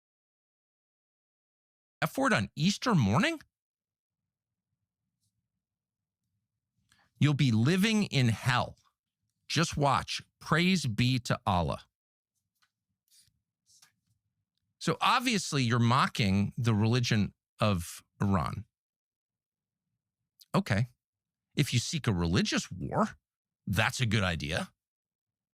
But by the way, no decent person mocks other people's religions. You may have a problem with the theology. Presumably you do if it's not your religion, and you could explain what that is. But to mock other people's faith is to mock the idea of faith itself. And we should never mock that, because at its core is the acknowledgement that we are not in charge of the universe. We did not build it. We won't be here at the end of it. We can destroy life. We cannot create it because we are not God. The message of all faith at the biggest picture level is the message in our Bible, which is you are not God. And only if you think you are do you talk this way. But it's not just mockery of Islam. And no president should mock Islam. That's not your job. This is not a theocracy. We don't go to war with other theocracies to find out which theocracy is more effective. We are not a theocracy. And God willing, we never will be, because theocracies corrupt the religion. No, this is a mockery not just of Islam, it's a mockery of Christianity. To send out a tweet with the F word on Easter morning promising the murder of civilians and then saying praise be to Allah without explaining any of it, you are mocking me and every other Christian because we're Christians. We can't support that. That is evil. That is an intentional desecration of beauty and truth, which is the definition of evil. Yeah, he is popping off. And part of it is the grift, but also part of it I do think is he is taking offense to some of the things that are being done. You know? I think it's a little bit of both.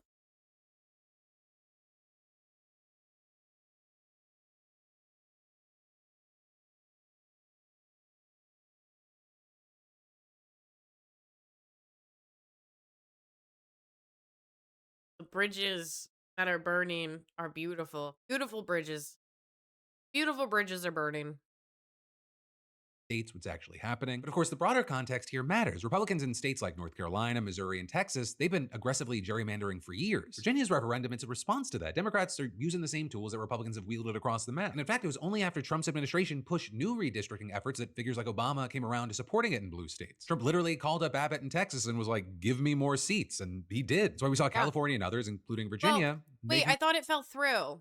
I thought the Texas thing like went to like an appeals court and they were like, no dice. The move. It was a response, and actually now you have officials asking Obama to visit Virginia to make his current position very, very clear. Right, and that is, Spanberger has been very direct, saying, I have made it very clear that I support a yes vote. There are 7-figure ad buys with my face direct to camera encouraging people to vote yes. Right, and a big part of why Democrats are concerned is that the polling on this is very close. Well, polls show that 79% of black voters and 72% of voters overall understand that the redistricting would benefit Democrats. Only 52% of voters overall support it. And so with a margin that narrow, misleading mailers targeting communities that are expected to most likely support the referendum, it could absolutely tip the scales. So that's why you've got folks like Representative Robert C. Scott saying the problem with misinformation is if you don't respond to it, people will believe it. So we got to spend time responding to this nonsense when we should be out campaigning. Well, Democrats, they've raised nearly $50 million for their efforts. Republicans, they're seeing more cash flow on their side as well, and the money being spent debunking propaganda money, it's not being spent on turnout. And again, a thing that we always have to come back to because, there's so much happening. Our memories can only stand so much. This is all happening because Trump wants more seats. I mean, Trump has made his position on redistricting clear. It is something that he is owed. It's funny because I won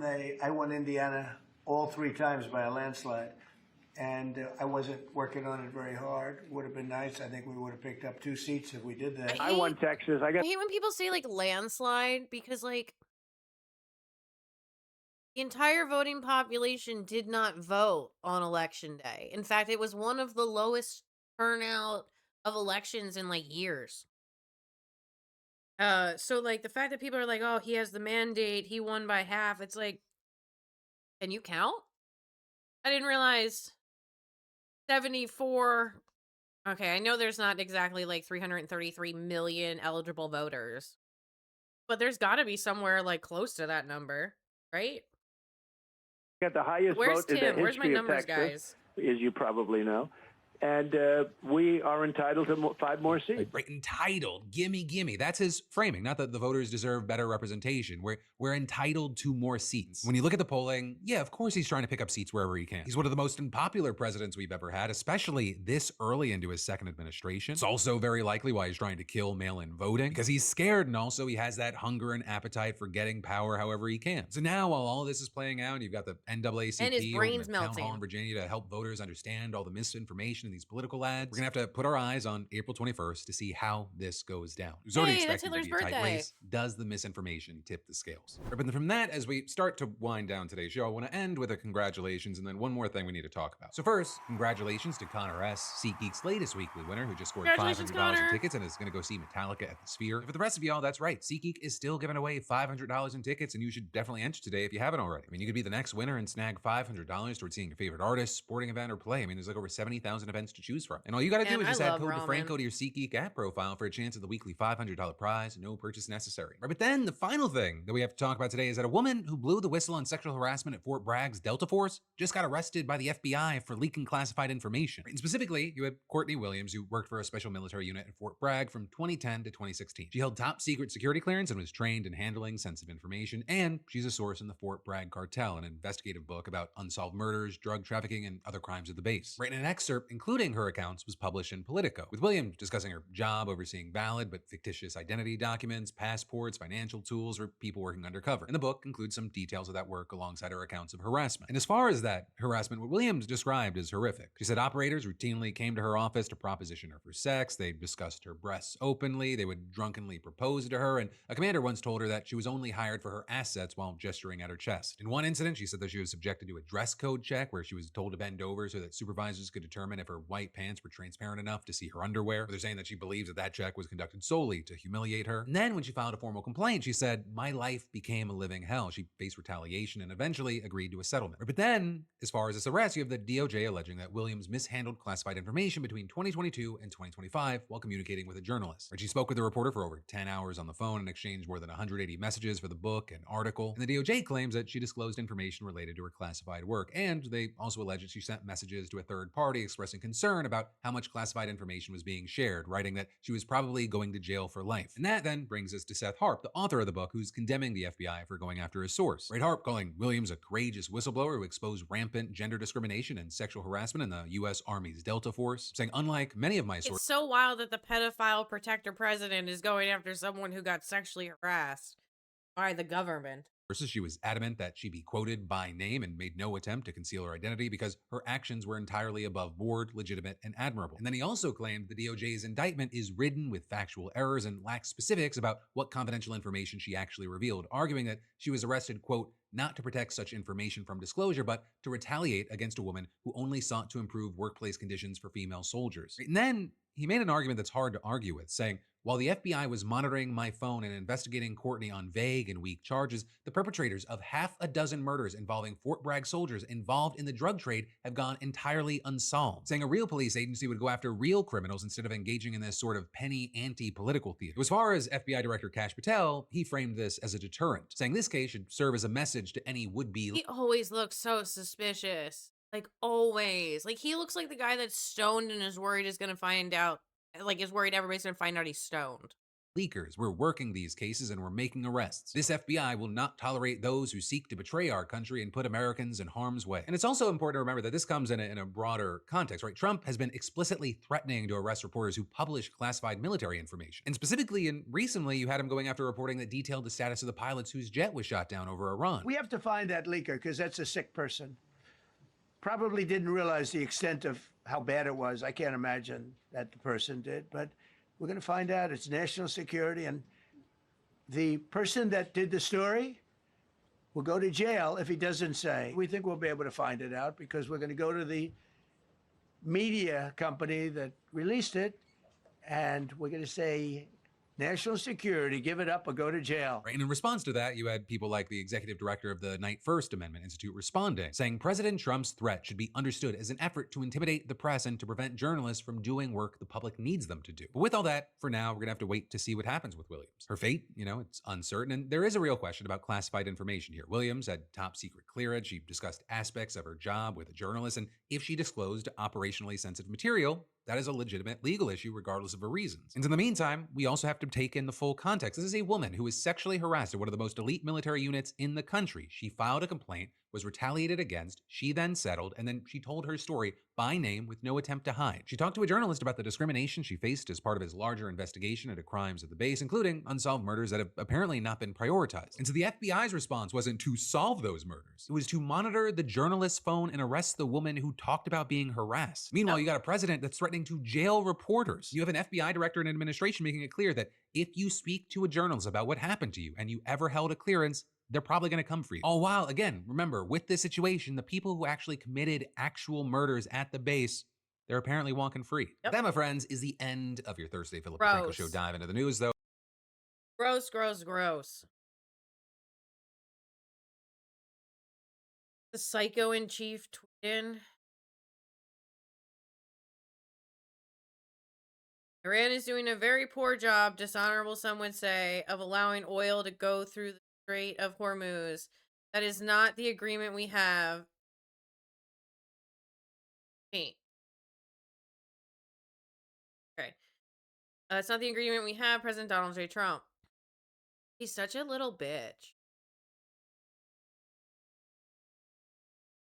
Like, really?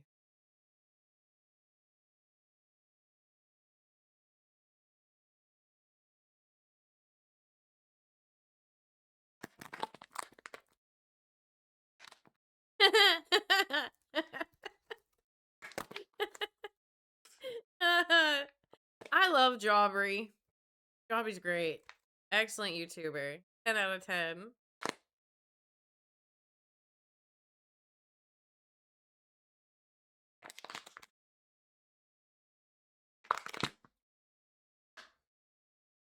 Oh man, okay, so the chick who's running for Mikey Sherrill's seat in New Jersey, my friend at the gym today said she was at her door. Now, mind you, Mikey Sherrill's seat is NJ11, which is just outside of New York City. I am in NJ2, which is down here in South Jersey. She is driving out of her districts to go door to door to talk to people to get to know all of the constituents of New Jersey, not just the ones in her area. And that's fucking based, man. Yeah, politicians need to be paying attention. They're not gonna, though. People who want to be paying attention should. Those things. People should be going door to door.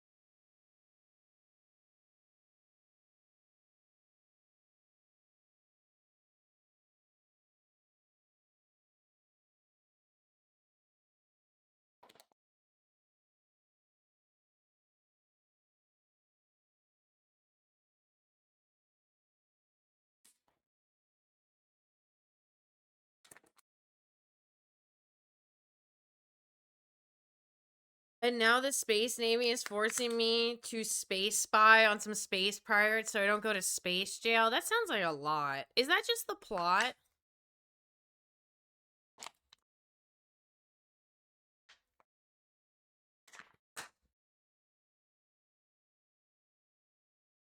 Okay. I gotta stop free scrolling Twitter. That's for off the clock.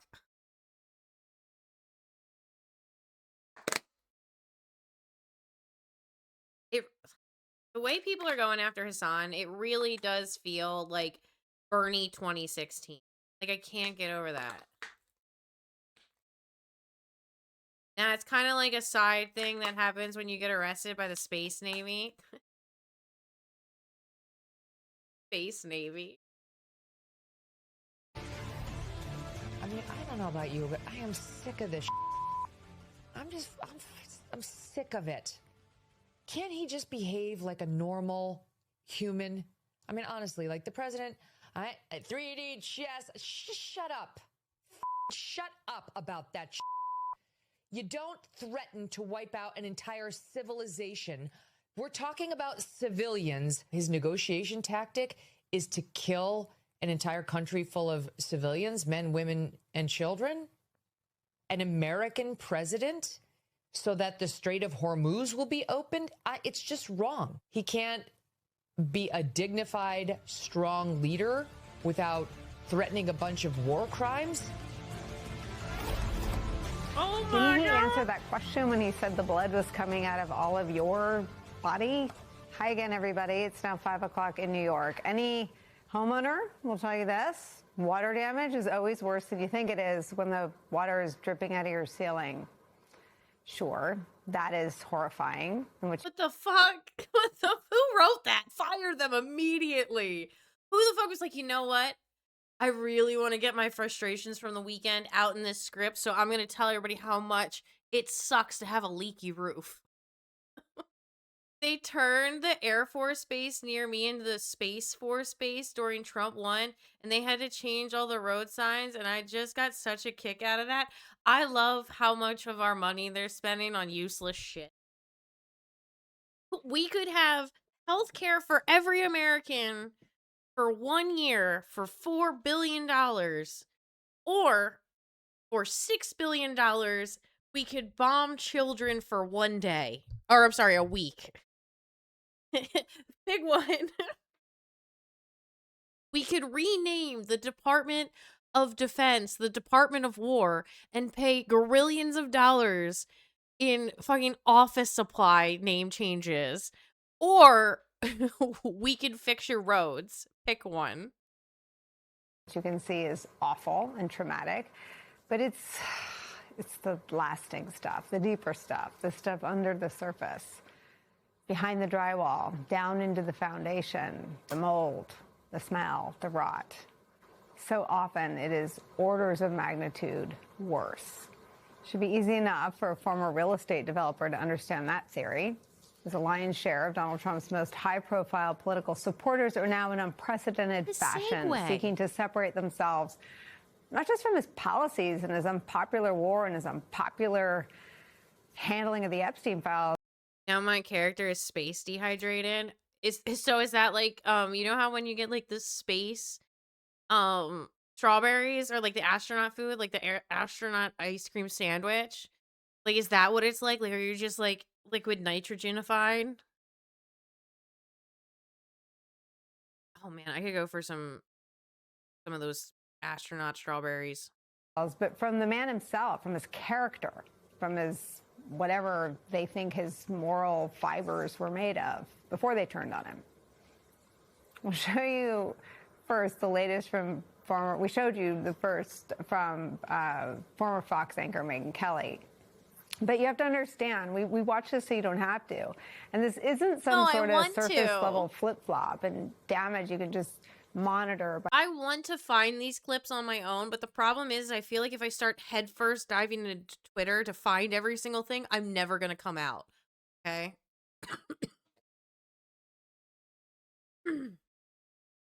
By flipping through these things.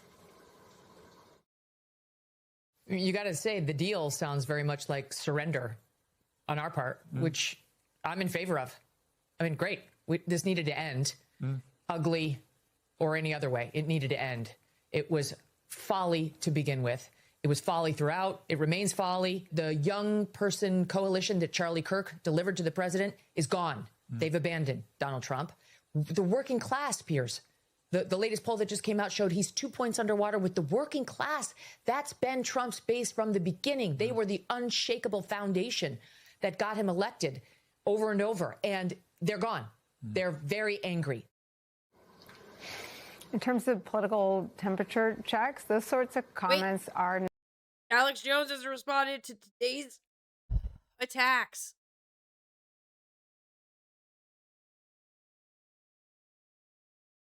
Done.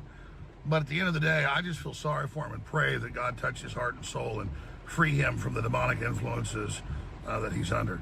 I mean, it's just that simple. This is a nightmare. We know the Democrats, the left, are absolutely terrible, but when Trump's calling for wiping out whole civilizations and acting like a supervillain, I have to come out and say I don't support it.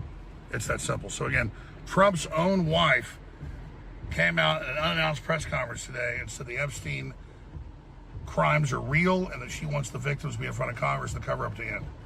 That's the opposite of what Trump's saying. Looks to me like she's breaking with Trump because she knows the ship's sinking, has found out the truth. Elon left 8 months ago saying he's in the files as a cover up. I never saw any evidence of it, but he's acting like he's guilty. We know he's protecting Howard Lutnick, who said he didn't know Epstein didn't go to the island, and he did. So all I can say is this is a terrible day, and it's a nightmare for America and the world, but I'm going to tell the truth, report on the facts, no matter what it is. It's done. But at the end of the day, I just feel sorry for him and pray that God... Oh my God. What is that? I'll pray for you. Is that how it goes?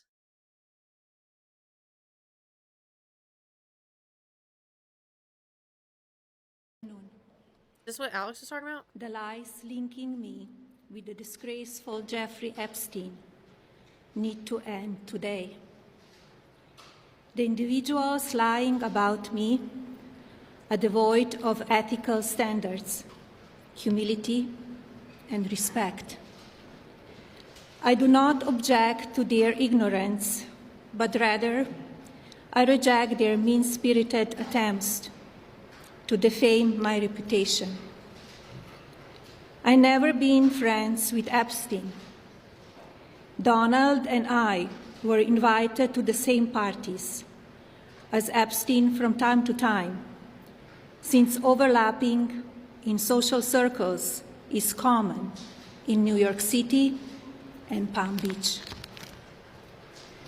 To be clear, I never had a relationship with Epstein or his accomplice, Maxwell.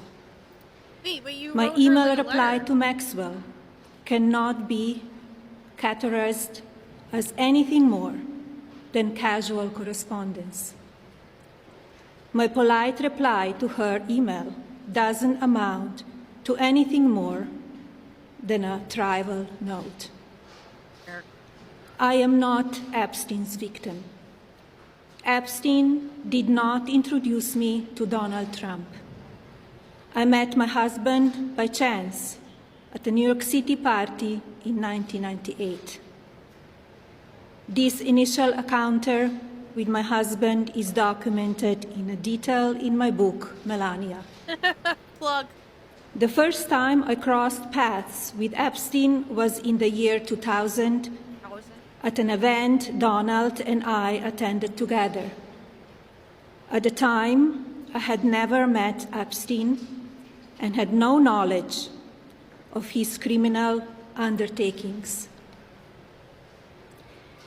Numerous fake images and statements about Epstein and me have been circulating on social media Circulating, sweet pea. for years now.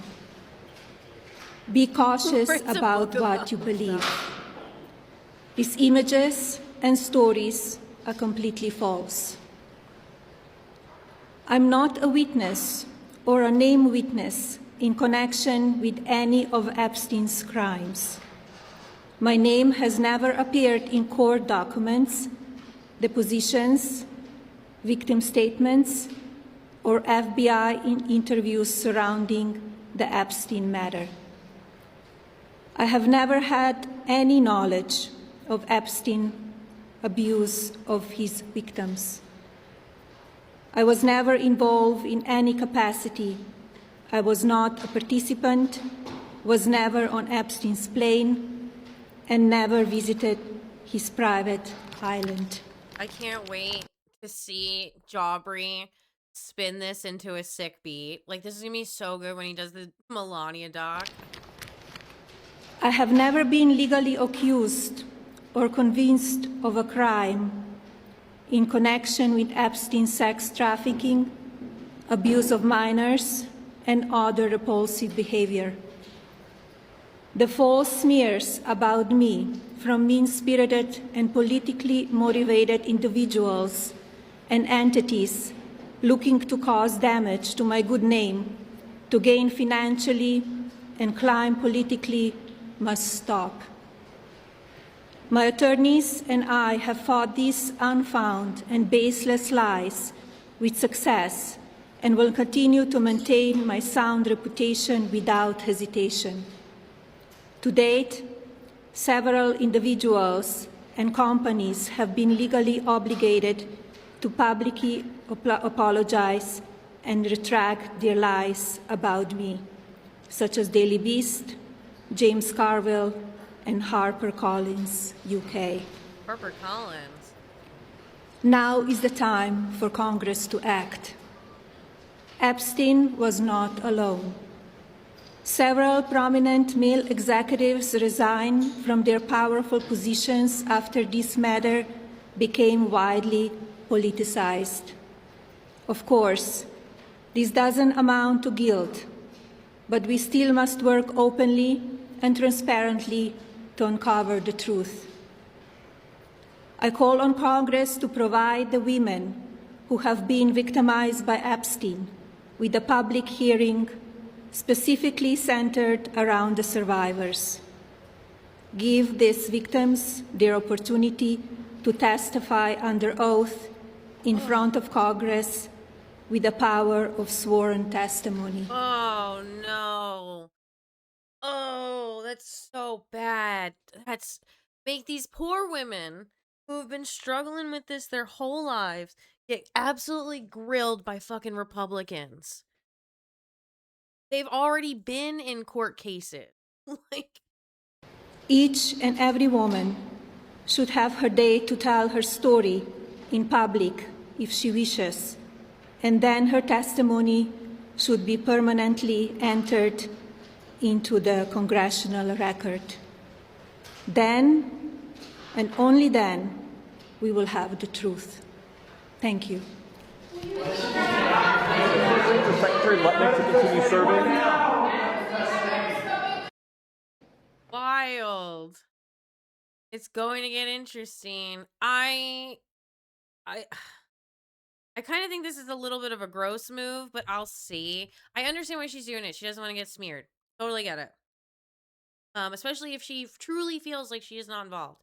And I have not seen any other evidence to contradict that, considering that, like, we've seen, like, one email between her and Ghislaine. And I don't think Jaubrey touched on anything else that off the top of my head or any of the other reports.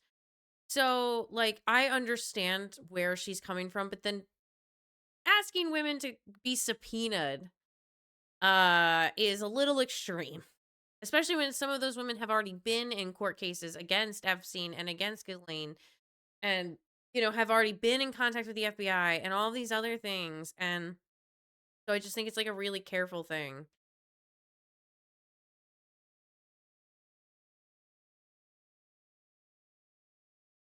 Oh, no. As sure as I am sitting here and you are watching this, whenever you're watching this, mark my words. Megyn Kelly, Tucker, almost certainly Candace Owens, all these people that are so against the war in Iran and so against Israel and so hypercritical of Trump, all of them are going to tell you to vote Republican and vote for J.D. Vance in 2028. And what did J.D. Vance do?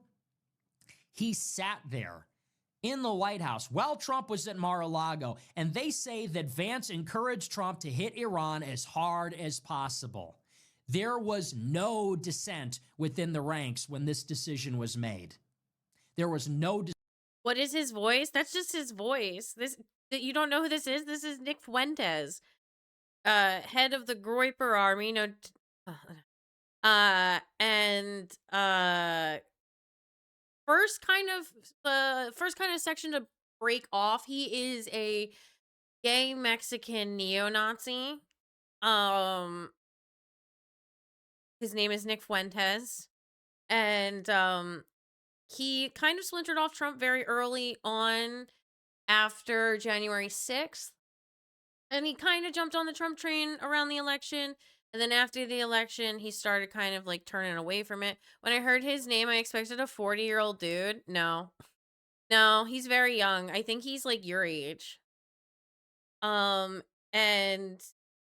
I feel like there's the splintering is happening. That is the crest of the wave. We're seeing people branch off. I don't know if I fully agree that they'll go for Tucker Carlson. I think Megyn Kelly might, or not Tucker Carlson, or JD Vance, but I don't see them coalescing against anything that is MAGA.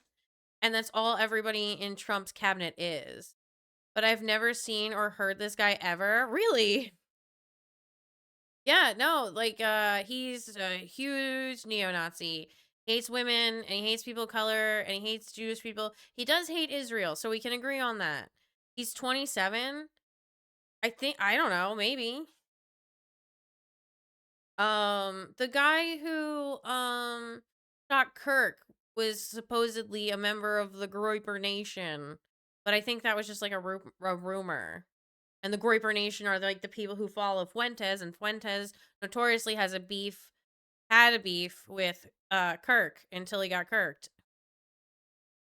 There's so much deep lore that I don't need to have, but I do, and I hate it. Like, no one needs to know this deep. It, like, when I read the history textbooks of my grandchildren, right, we're gonna see like just the simple text of like, and then in 2026 parties begin to fracture as, you know, differences occurred. And meanwhile, I'm sitting here being like, Nick Fuentes was a neo-Nazi Groyper whose icon was a Pepe frog. What is this?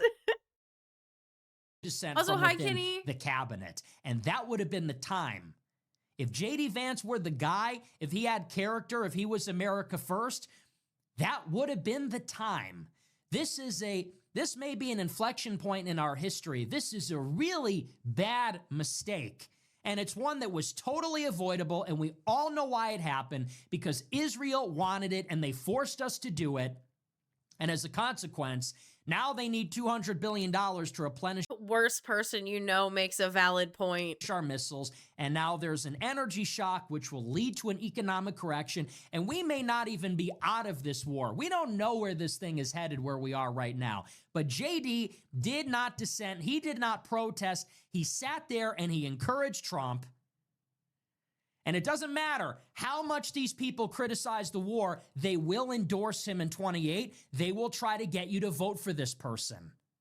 Simultaneously, they are telling you, and they're getting you all ramped up, telling you Trump is evil, Trump is the Antichrist, Netanyahu's evil, Israel brought us to war, this is diabolical, this is pure evil. And then they're going to tell you in 26, you got to vote Republican, and they'll tell you in 28, you got to vote for JD.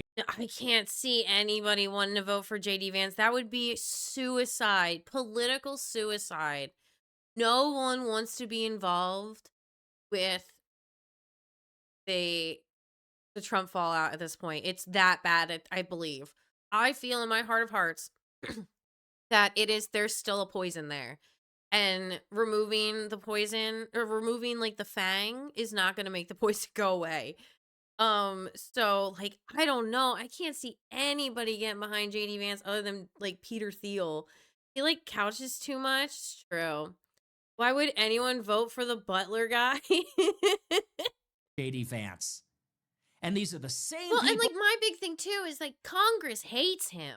Like even outside of like being the vice president, like forget that. They just dislike him as a person. I was thinking about making a couch joke.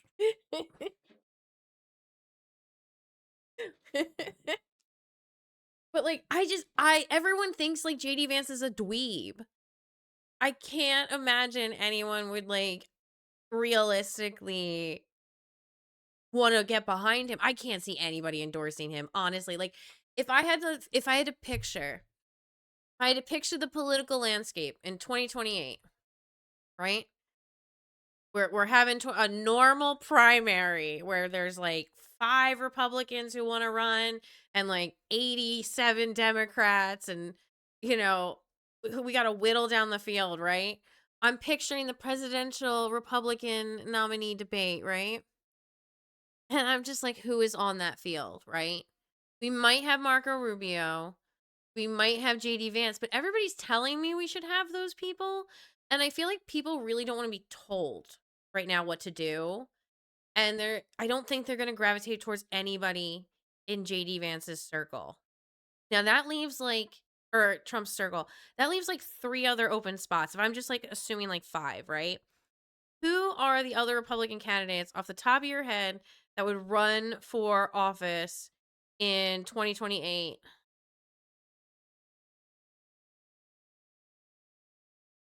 Greg Abbott.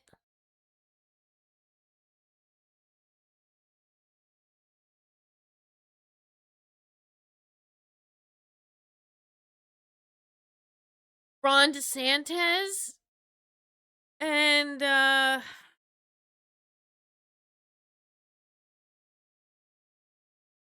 Herman Cain, maybe?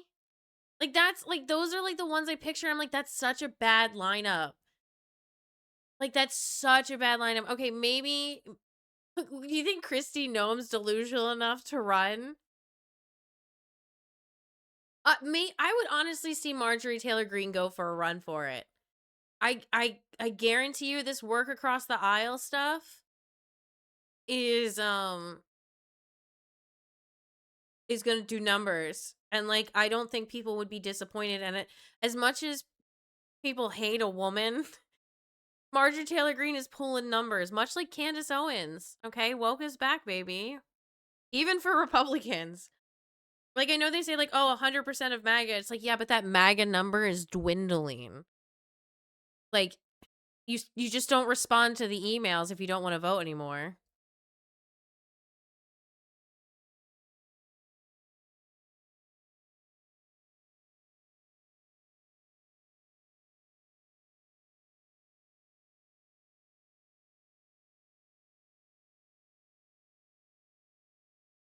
Oh yeah, New Jersey, we're boosting our nuclear power plants. She was we have like one in Lacey Township, New Jersey, which is also known as Forked River, and it's called Forked River because it has a river that like goes like this, and the power plant's in the middle of it, so it's actually got like a natural cooling system, and it's able to recycle the water easier. The more you know about New Jersey. Very cool, but yeah, New Jersey is really cool. I love New Jersey. I love that we have a power plant. Love in New Jersey so much. I'm looking for something very specific. I'm not free scrolling. Looks older. I don't think this is today.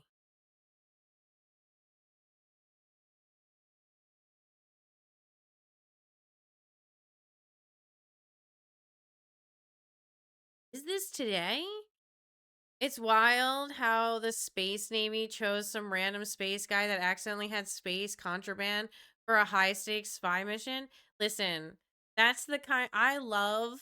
I love a heist, man. Heists are fun. Some of my favorite fan fictions are heists.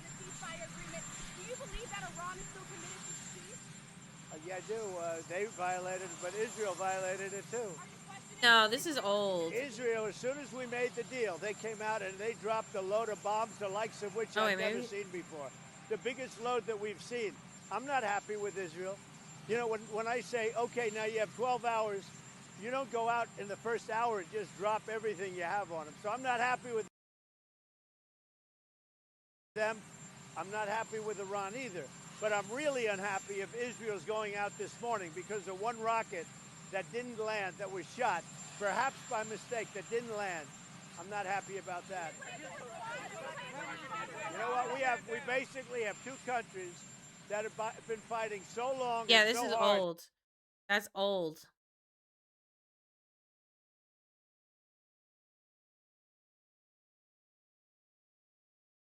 Hot.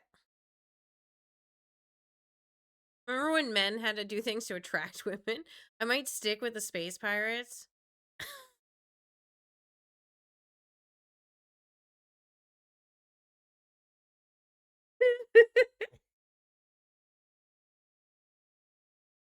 Bottoms blasted here. Ah.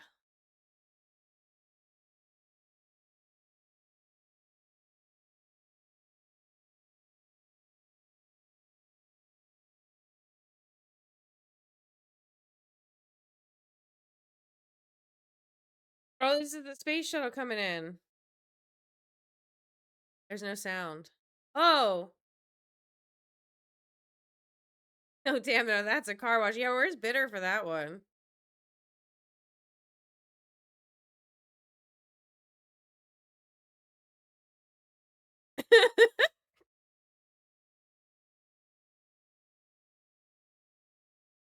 I bumped my nose too hard.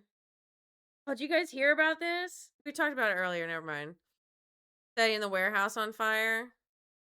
People say that unions are too extreme, don't realize the unions was the peaceful compromise. Yeah. Yep. Chris Smith in New Jersey presides during House pro forma session. Asked unanimous consent for the White House to pass Iran power war resolution.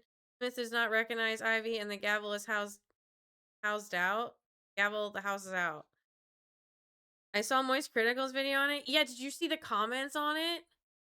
We haven't checked it. Hold on. I'll go back to it.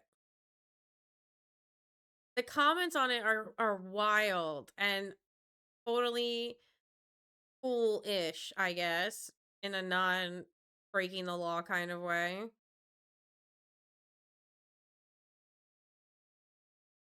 Owns. Did not see the comments, but we're gonna see them now. Unless I got the Dalai Lama watching or. Thank you, Charlie. Back to you, Charlie. Stuff. Oh, hold on. Let's sort by newest. Okay. To clarify, the man has been upset with his wage conditions. Him working for a third-party company that is serviced at the warehouse. Naturally, he decides to burn down the warehouse, which is the company he works for does not own, in order to protest these conditions. Okay. Revolution. Shit take from a millionaire. What's the dislike ratio at? 1.5K? Okay. That's lower than the comments would suggest. I'm not gonna lie. I work a very similar warehouse with the exact same products, and yes, it is important to be concerned about inventory loss. What do you think TP is made of? Do you realize how many of these trees he just burned up and how many more will now be cut down to replace that loss? I was wondering what that fire was. Yeah. Now you know. If it were me, I'd weld all the doors shut, cut all the hydraulic lines from the lift cylinders, shred every piece of legible bill and ledger and bill of latting, etc. Cause pure chaos for the higher ups. Not potentially risk the lives of everyone in a 20-mile radius.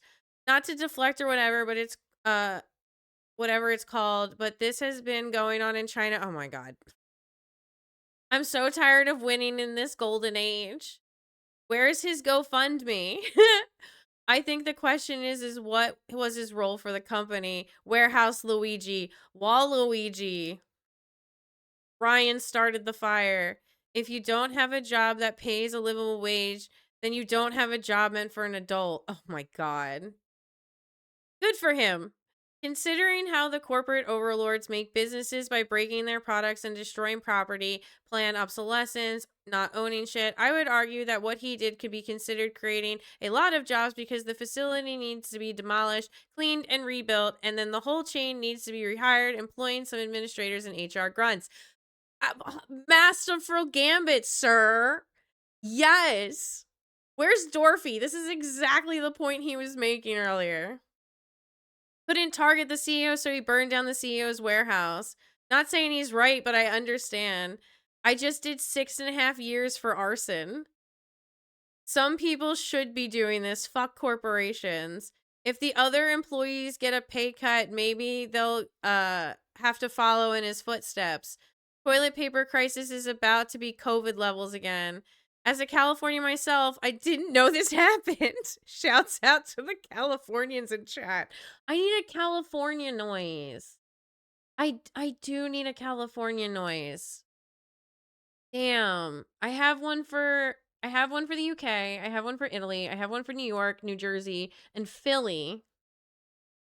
I need a California one. Yeah, I didn't know about it till this morning. I mean, that's when we all found out about it. Valid points. One burned down warehouse might not make a change, but what about more? Nothing is improving. Things continue to get worse. Might as well make them hurt in their wallets. When I get angry, I come to YouTube and take it out on you, all you buttheads. Meanwhile, the Swiss national news outlet made an article about the financial enrichment of U.S. president and his hand-picked officials at the cost of his citizens in other countries. They reference multiple clear and obvious investments in Trump friends, family, as well as his business partners. For example, Peak Exit buying a huge number of shares in a weapons manufacturer just before the president declared war on Iran. In the past, such practices were deemed illegal. Okay, all right. Some of us lived through the Iraq War. If standing up to capitalism is torching a warehouse and putting people's lives at risk, whether it be for safety or their ability to work, then I'm not for it. Boo! I don't know you. Damn, dude, I thought we were friends. It ruined his life. Someone has never once struggled in life saying you wrong, but saying this shows the difference between social class. It is not, this is in the last 11 minutes. It is not about money, wages, or well-paying job. It's about sending a message.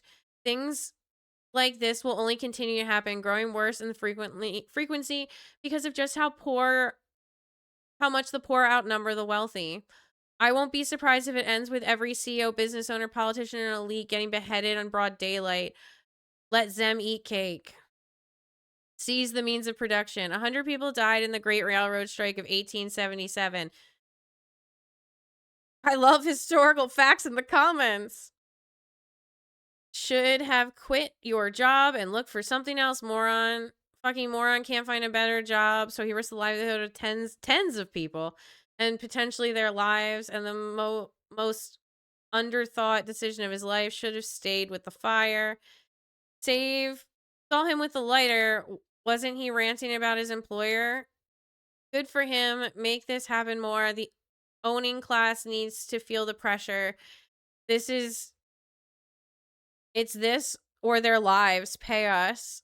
I can't believe this is the shift from Luigi Mangione, allegedly Luigi Mangione, kirking the CEO of United Healthcare. People have really felt empowered to call for the death of corporations and political people, political dissidents, and and talking about revenge and stuff like that. And I think we should take that anger and redirect it in a less public way.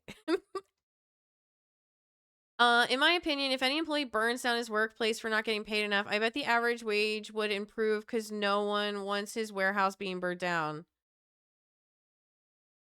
All you had to do was pay us enough to live. Can we get him Can we get him to sort out the Ashley warehouse?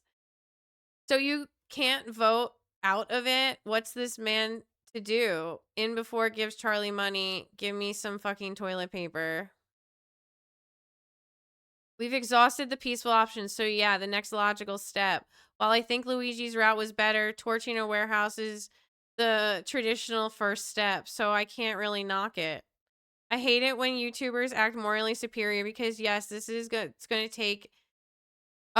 to do something. It's going to teach the working class they have the power to revolt against greedy corporations. I hate how wannabe apolitical people act like any form of action that isn't peaceful is terrible. Bro wasted his life by burning toilet paper. Oh well, it was probably therapeutic either way. Wait till he gets those prison wages. His best work done yet. You say California, but the news clip says Ontario. It was reported on Ontario News. Love Charlie, but a millionaire not understanding why some everyday worker would do this is funny and ironic in its own right. Guys, these are from like 21 minutes ago. And it's like, this is a strong sampling of the comments.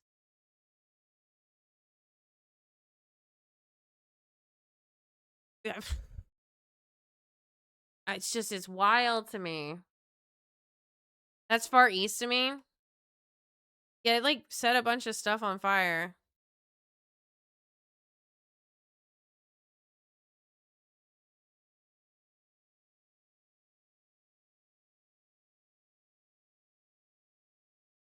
Understand.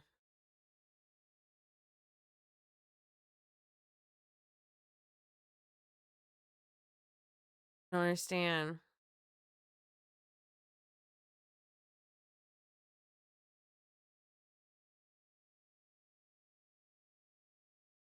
Okay, I gotta stop free scrolling. I gotta stop free scrolling. It's just, it's so hard to find news quick on YouTube.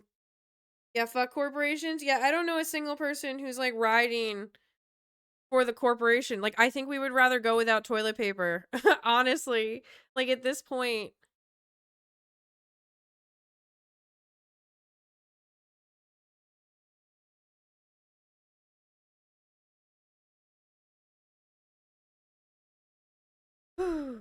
I can't believe it's 8 o'clock already. Where the hell did the time go? The hell? The helly? You ever just watch something so much you get like a vocal stim from it? One of like my favorite like opening intros that Hassan has is like the anyway. Anyway. I love that so much. And like sometimes like we'll be having conversation at dinner or something, and like one of us will just be like, da da da da da. Anyway, and then I'll immediately go, anyway. Is that a problem? It's just such like a stim.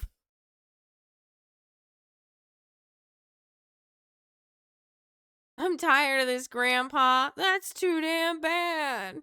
Yeah, my bones hurt. That's a big one for me. My bones hurt.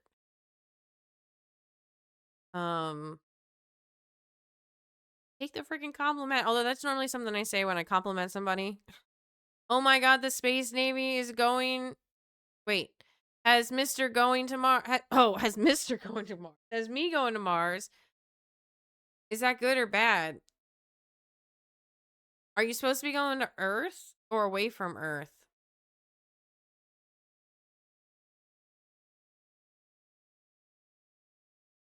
Oh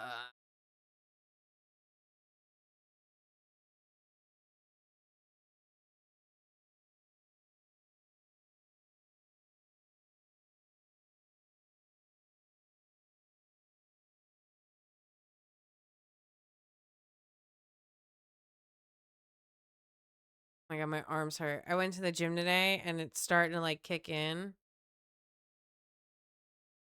I hope I find alien life on Mars. Earth is abandoned and is a wasteland now. Oh, is that where Fallout is? Like you're above the land?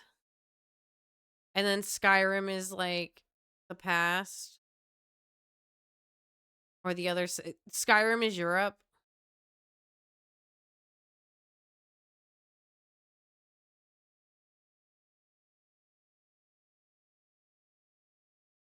Anyway. Here I go again.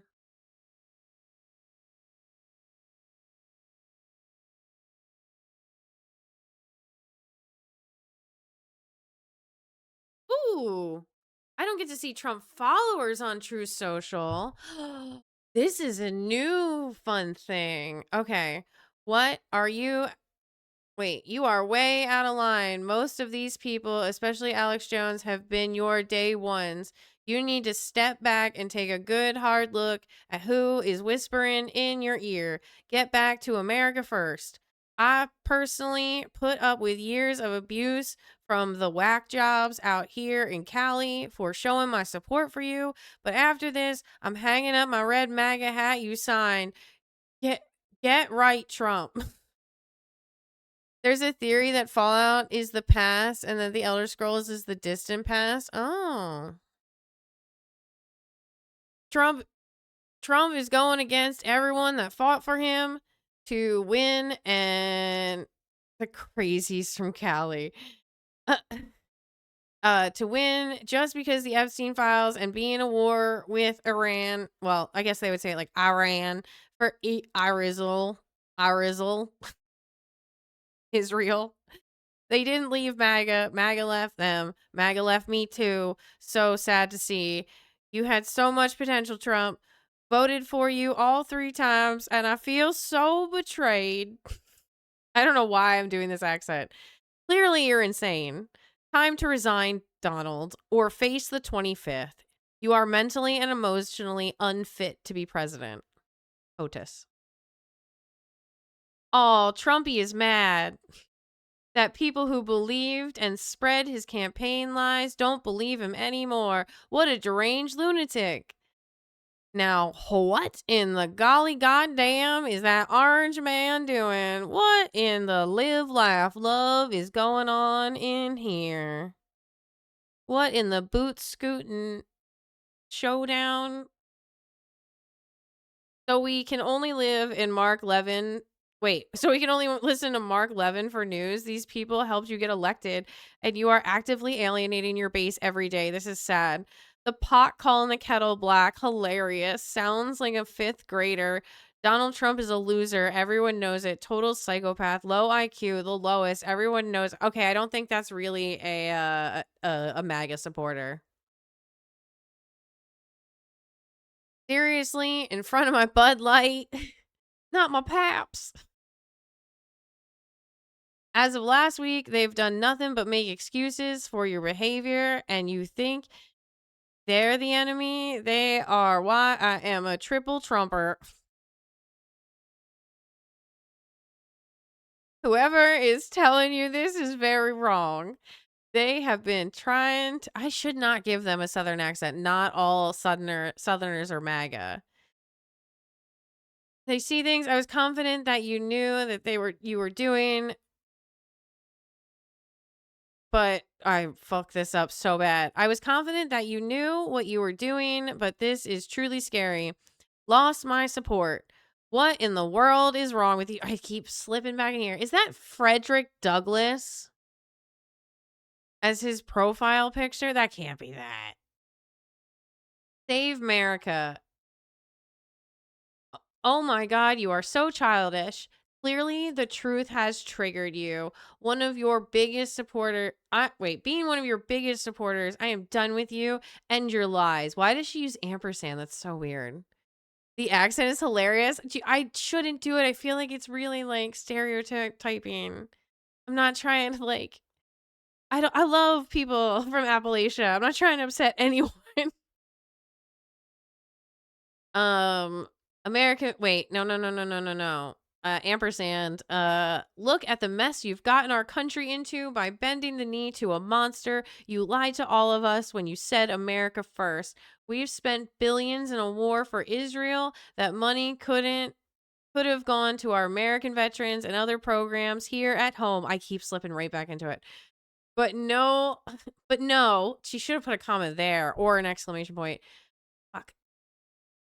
All you care about is being a deep state ass kisser. Soon the Democrats will be creating statues of you because that's how much of an insane lunatic you have become. Thanks for screwing up all your supporters over and ruining your legacy, Mr. Zero Arrests. What am I hearing? Wait, what am I hearing? Wait, what am I hearing? What am I hearing is your ego is so fragile. You think anyone who questions any of your decisions is low IQ person. Sir, statements like this say far more about you than them. Some strange space photographer took a space photo of me without asking while I'm standing in space lava. Wow. Wow. You've lost my support, Mr. President. Mama Vanilla Bean says, wait, what does that say? Hold on. It's like, I can't. I'm done. DJT, you're just a man, and I've done all that I can to support you and stand up for you, but this is enough. I am out. I'm out, not I am. Good riddance to you and all those who kiss your feet and shudder at the thought of you having their own opinions that could at least show a sliver of a backbone and opinion of their own and not from the Kool-Aid they drink. I'm getting lost, guys. I'm sorry. They drink from your pitcher. See ya, comma. Nobody understands how to type. See ya. It was fun while it lasted, but can't with this toxic approach of either 100% believing everything I say mentally versus I have a mind of my own and can base my own decisions and based on common sense, history, facts, and trial and error. Best stream ever. So sorry. This man is not well. If a CEO of an organization posted this type of hate, the board would oust them. Hashtag pedo. Okay. I think that one's fake news. That one's not MAGA. Oh my God, you sound like a 10-year-old who got his feelings hurt. Okay, I said that earlier too. I was like, they better not be. Seeing your followers that trusted you dwindle in numbers when you threaten lives over the strait explains much more than that. You're the terrorist that kills people for politics. You're the man who wanted to divert everything that supported to aid us over a fucking war. Hi, Hobby. Have you texted me? Is everything okay? I feel like Matt Brown's popped up a few times. Or is that just the default? Okay, that's just the default. They all supported you until you rug pulled them. Rug pulled the American people and went against everything you campaigned on. MAGA may be behind you until the end, but that group is shrinking. Yeah, I do have to point that out. I said it earlier too. Like, if you're not interested in involving yourself with Trump anymore, you're not going to answer the YouGov emails, which means that the people who do support Trump and do answer those emails are going to be the ones that are polled, and the number of being polled is getting smaller and smaller. Those pundits you mentioned have moved on and taken the biggest part of the Republican coalition with them, which is America First and Only. Crazy. They're fighting you because you sold us out. We aren't getting anything we voted for. No Doge cuts, no mass deportations, no fraud, no abuse getting cut, no arrests of pedophiles and traitors, and a brand new war nobody wanted and in fact voted explicitly against. You are absolute failure and pathetic loser. And I am so sorry I voted for you 3 times. I will never be tricked like this again. I have learned my lesson. Fuck you, asshole. What the fuck is this rambling? Charlie Kirk would be... Oh, wait, hold on. Charlie Kirk would be on the list now, too, I bet. What the hell is going on with you, Trump? No new wars? Food prices down? You're giving the Democrats the midterms. Note how they are silent. You don't want to interrupt your enemy when they're destroying themselves, like you're doing right now. Okay, they're actually busy attacking Hassan Piker. I'm sorry, but all these names have been nothing but fought 100% for you since 2016's Alex Jones being the #1 supporter. Wow. I live for this. This is the kind of tea I need. Keep it coming, Daddy.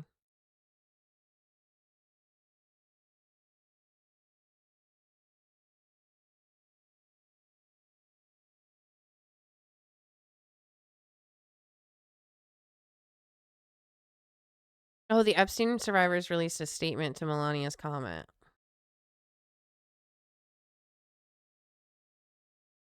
Oh, hold on. We got a New York Times article. Please do not make me pay money.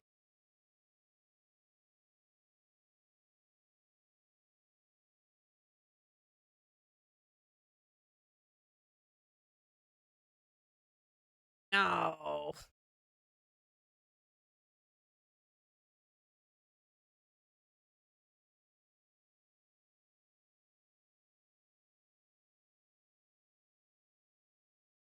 I want ice but like a float. And I just drank all the beer. What the fuck? Continue without subscribing. Get the fuck out of here. Ugh. Why is this happening? I hate this so much.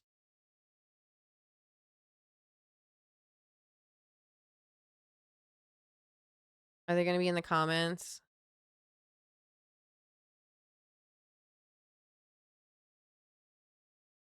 Okay, Authentic American, I do remember being real. I'm supposed to be spying on space pirates, but I'm just mining ores on Mars. Americans who love my country and freedom.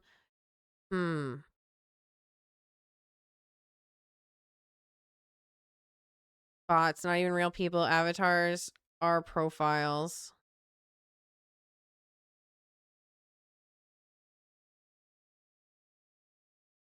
I hate this. Why can't I not do? Why do I? This is the infighting I need.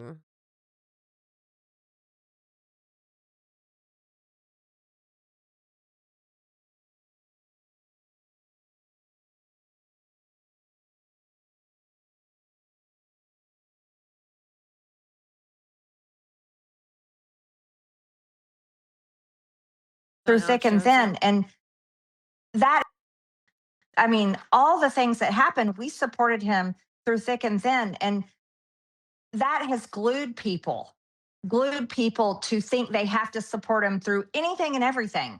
And that's wrong. That's absolutely wrong. The American people have to open their eyes and deal with reality and deal with truth. And the truth is, look, you may have supported President Trump for 10 years like I did and like you have, but this is not the same man. This is not the same man that we supported. And he is not doing the things. I mean, all the things that happen. Damn. I'm like very surprised by this. I mean, I knew it was going to happen. News. The DNC passed a resolution to denounce dark money in Democratic primaries. I believe it was AIPAC. This is an important step to fight a big money out of politics. We've already seen AIPAC, crypto, and AI industries flood our elections with millions to obscure ads. We must push back. Yeah, I think they voted it down.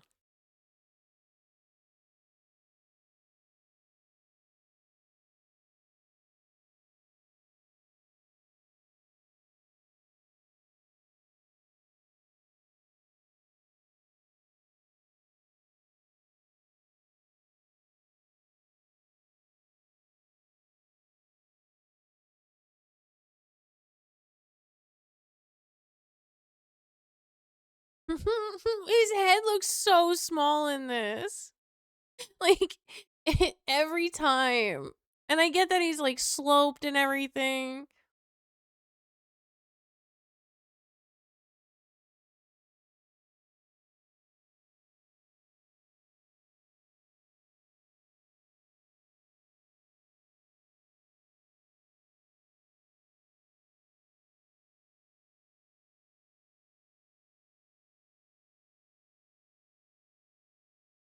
Another Marjorie Taylor Greene. President Trump has gone mad as he wages war against Iran. A broken campaign promise. I fought alongside Tucker, Megyn, Candace Owens, and Alex Jones to help get Trump elected. And now he goes off rambling, ranting, and attacking all of us in one post. We never changed. Trump did. America first.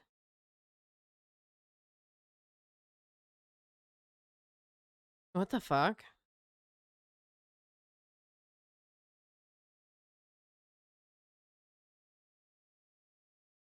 Oh, yeah, he did. Oh, fuck. Yeah, he did. So all right, last we checked in was 6:30 today. We ignored the nomination. Congressman Elise Stefanik, New York, had written a book, Poisoned Ivies, inside the blah, blah, blah, blah, blah. Victor Orban, shout out. And then an illegal alien criminal from Haiti who was released into our country by the worst president in history, crooked Joe Biden, and the radical left Democrats in Congress just beat an innocent woman to death with a hammer at a gas station in Florida.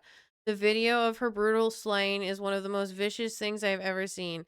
This animal was allowed to stay here because of the Biden administration granted all temporary Haitians temporary protective status, a massive abuse of fraudulent program which my administration is working to terminate, but the deranged liberal district court judges are standing in our way. This one killing should be enough for these radical judges to stop impeding my administration's immigration policies and allow us to end the scam once and for all. To my fellow Republicans and frankly all common sense Americans, it's Thursday, guys. Just so you know, there's always news on a Thursday with these guys. Democratic Party turned the United States of America into the dumping ground, allowing tens of millions of criminals, lunatics, and mentally insane from all over the world pour into our country, totally unvetted and unchecked through our wide open borders. As I've said all along, if you import the third world, you become the third world. And that is what happened over 4 years of Democrat control. And we are rapidly trying to reverse this decline through deportations. But if the Democrats are ever given a chance at power, they will immediately reopen the border and allow for Americans to once again be a safe haven for criminals. Please say a prayer for this innocent woman's family. We will ensure quick and severe justice is served in this case. I don't recommend you watch the tape because it's so terrible, but I felt an obligation to put it up so that people can see what Democrats are protecting and wanted to come into our country. Even now, after we've been through, again, viewer discretion advised, not for children, Donald J. Trump. Oh my God. When did he do that? 7:30 at 7:49? Less than an hour ago? Are you fucking kidding me? And like, I feel like this is just trying to distract us from the failure of the Iran war. It's trying to take over the news headlines. But between Melania coming out earlier and now Iran shutting the strait down, I guess, we're not going to get distracted. I'm sorry. I don't foresee Alex Jones swinging back over to this side for this video. I really don't.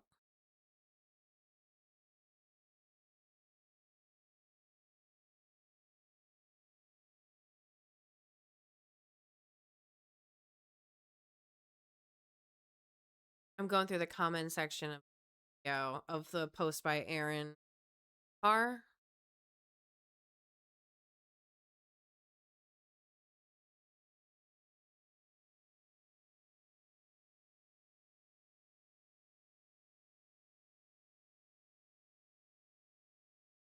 I honestly just wanted to see if anybody was saying if it's a AI video or not.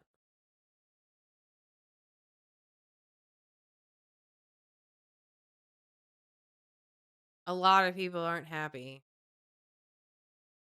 A lot of people are not happy.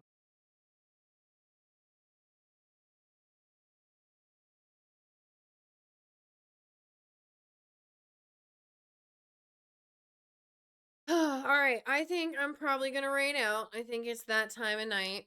I know it's a little early, but I think I also started early. Unless you guys want to finish that episode of Ancient Alien. But I was gonna get going so I could go inside and spend some time with the kiddos and everything. Here I'll set up the rain out. How do I do these buttons again? Oh yeah. All right. So, I will not be here tomorrow because tomorrow is Friday. I'm off Fridays and Saturdays, and then I will be back Sunday, Monday, Tuesday, Wednesday, Thursday, every day at 6 o'clock. I don't think there's a single day where I need to take off, but if anything comes up, I'll let you guys know. Ancient Alien, maybe we'll do that on Sunday. We'll do like Space Sunday, and we'll do Ancient Aliens or like Skepticism Sunday. So, um, yeah, I want to finish like the whole episode, you know? Like I want to give it some time. I don't want it to just be like, "All right, guys, we started a half hour in. I'm ready to go. Bye." Um, so yeah, I'll be back Sunday through Thursday pretty consistently unless something comes up. I will also be hopefully getting back to the yoga vlogs. I'm hoping to consistently keep going on my workouts with my new workout friend slash regular friend. And I'll keep working on my book, and I will keep you guys updated on the Discord as I do always. Anybody that tolerates me on right now?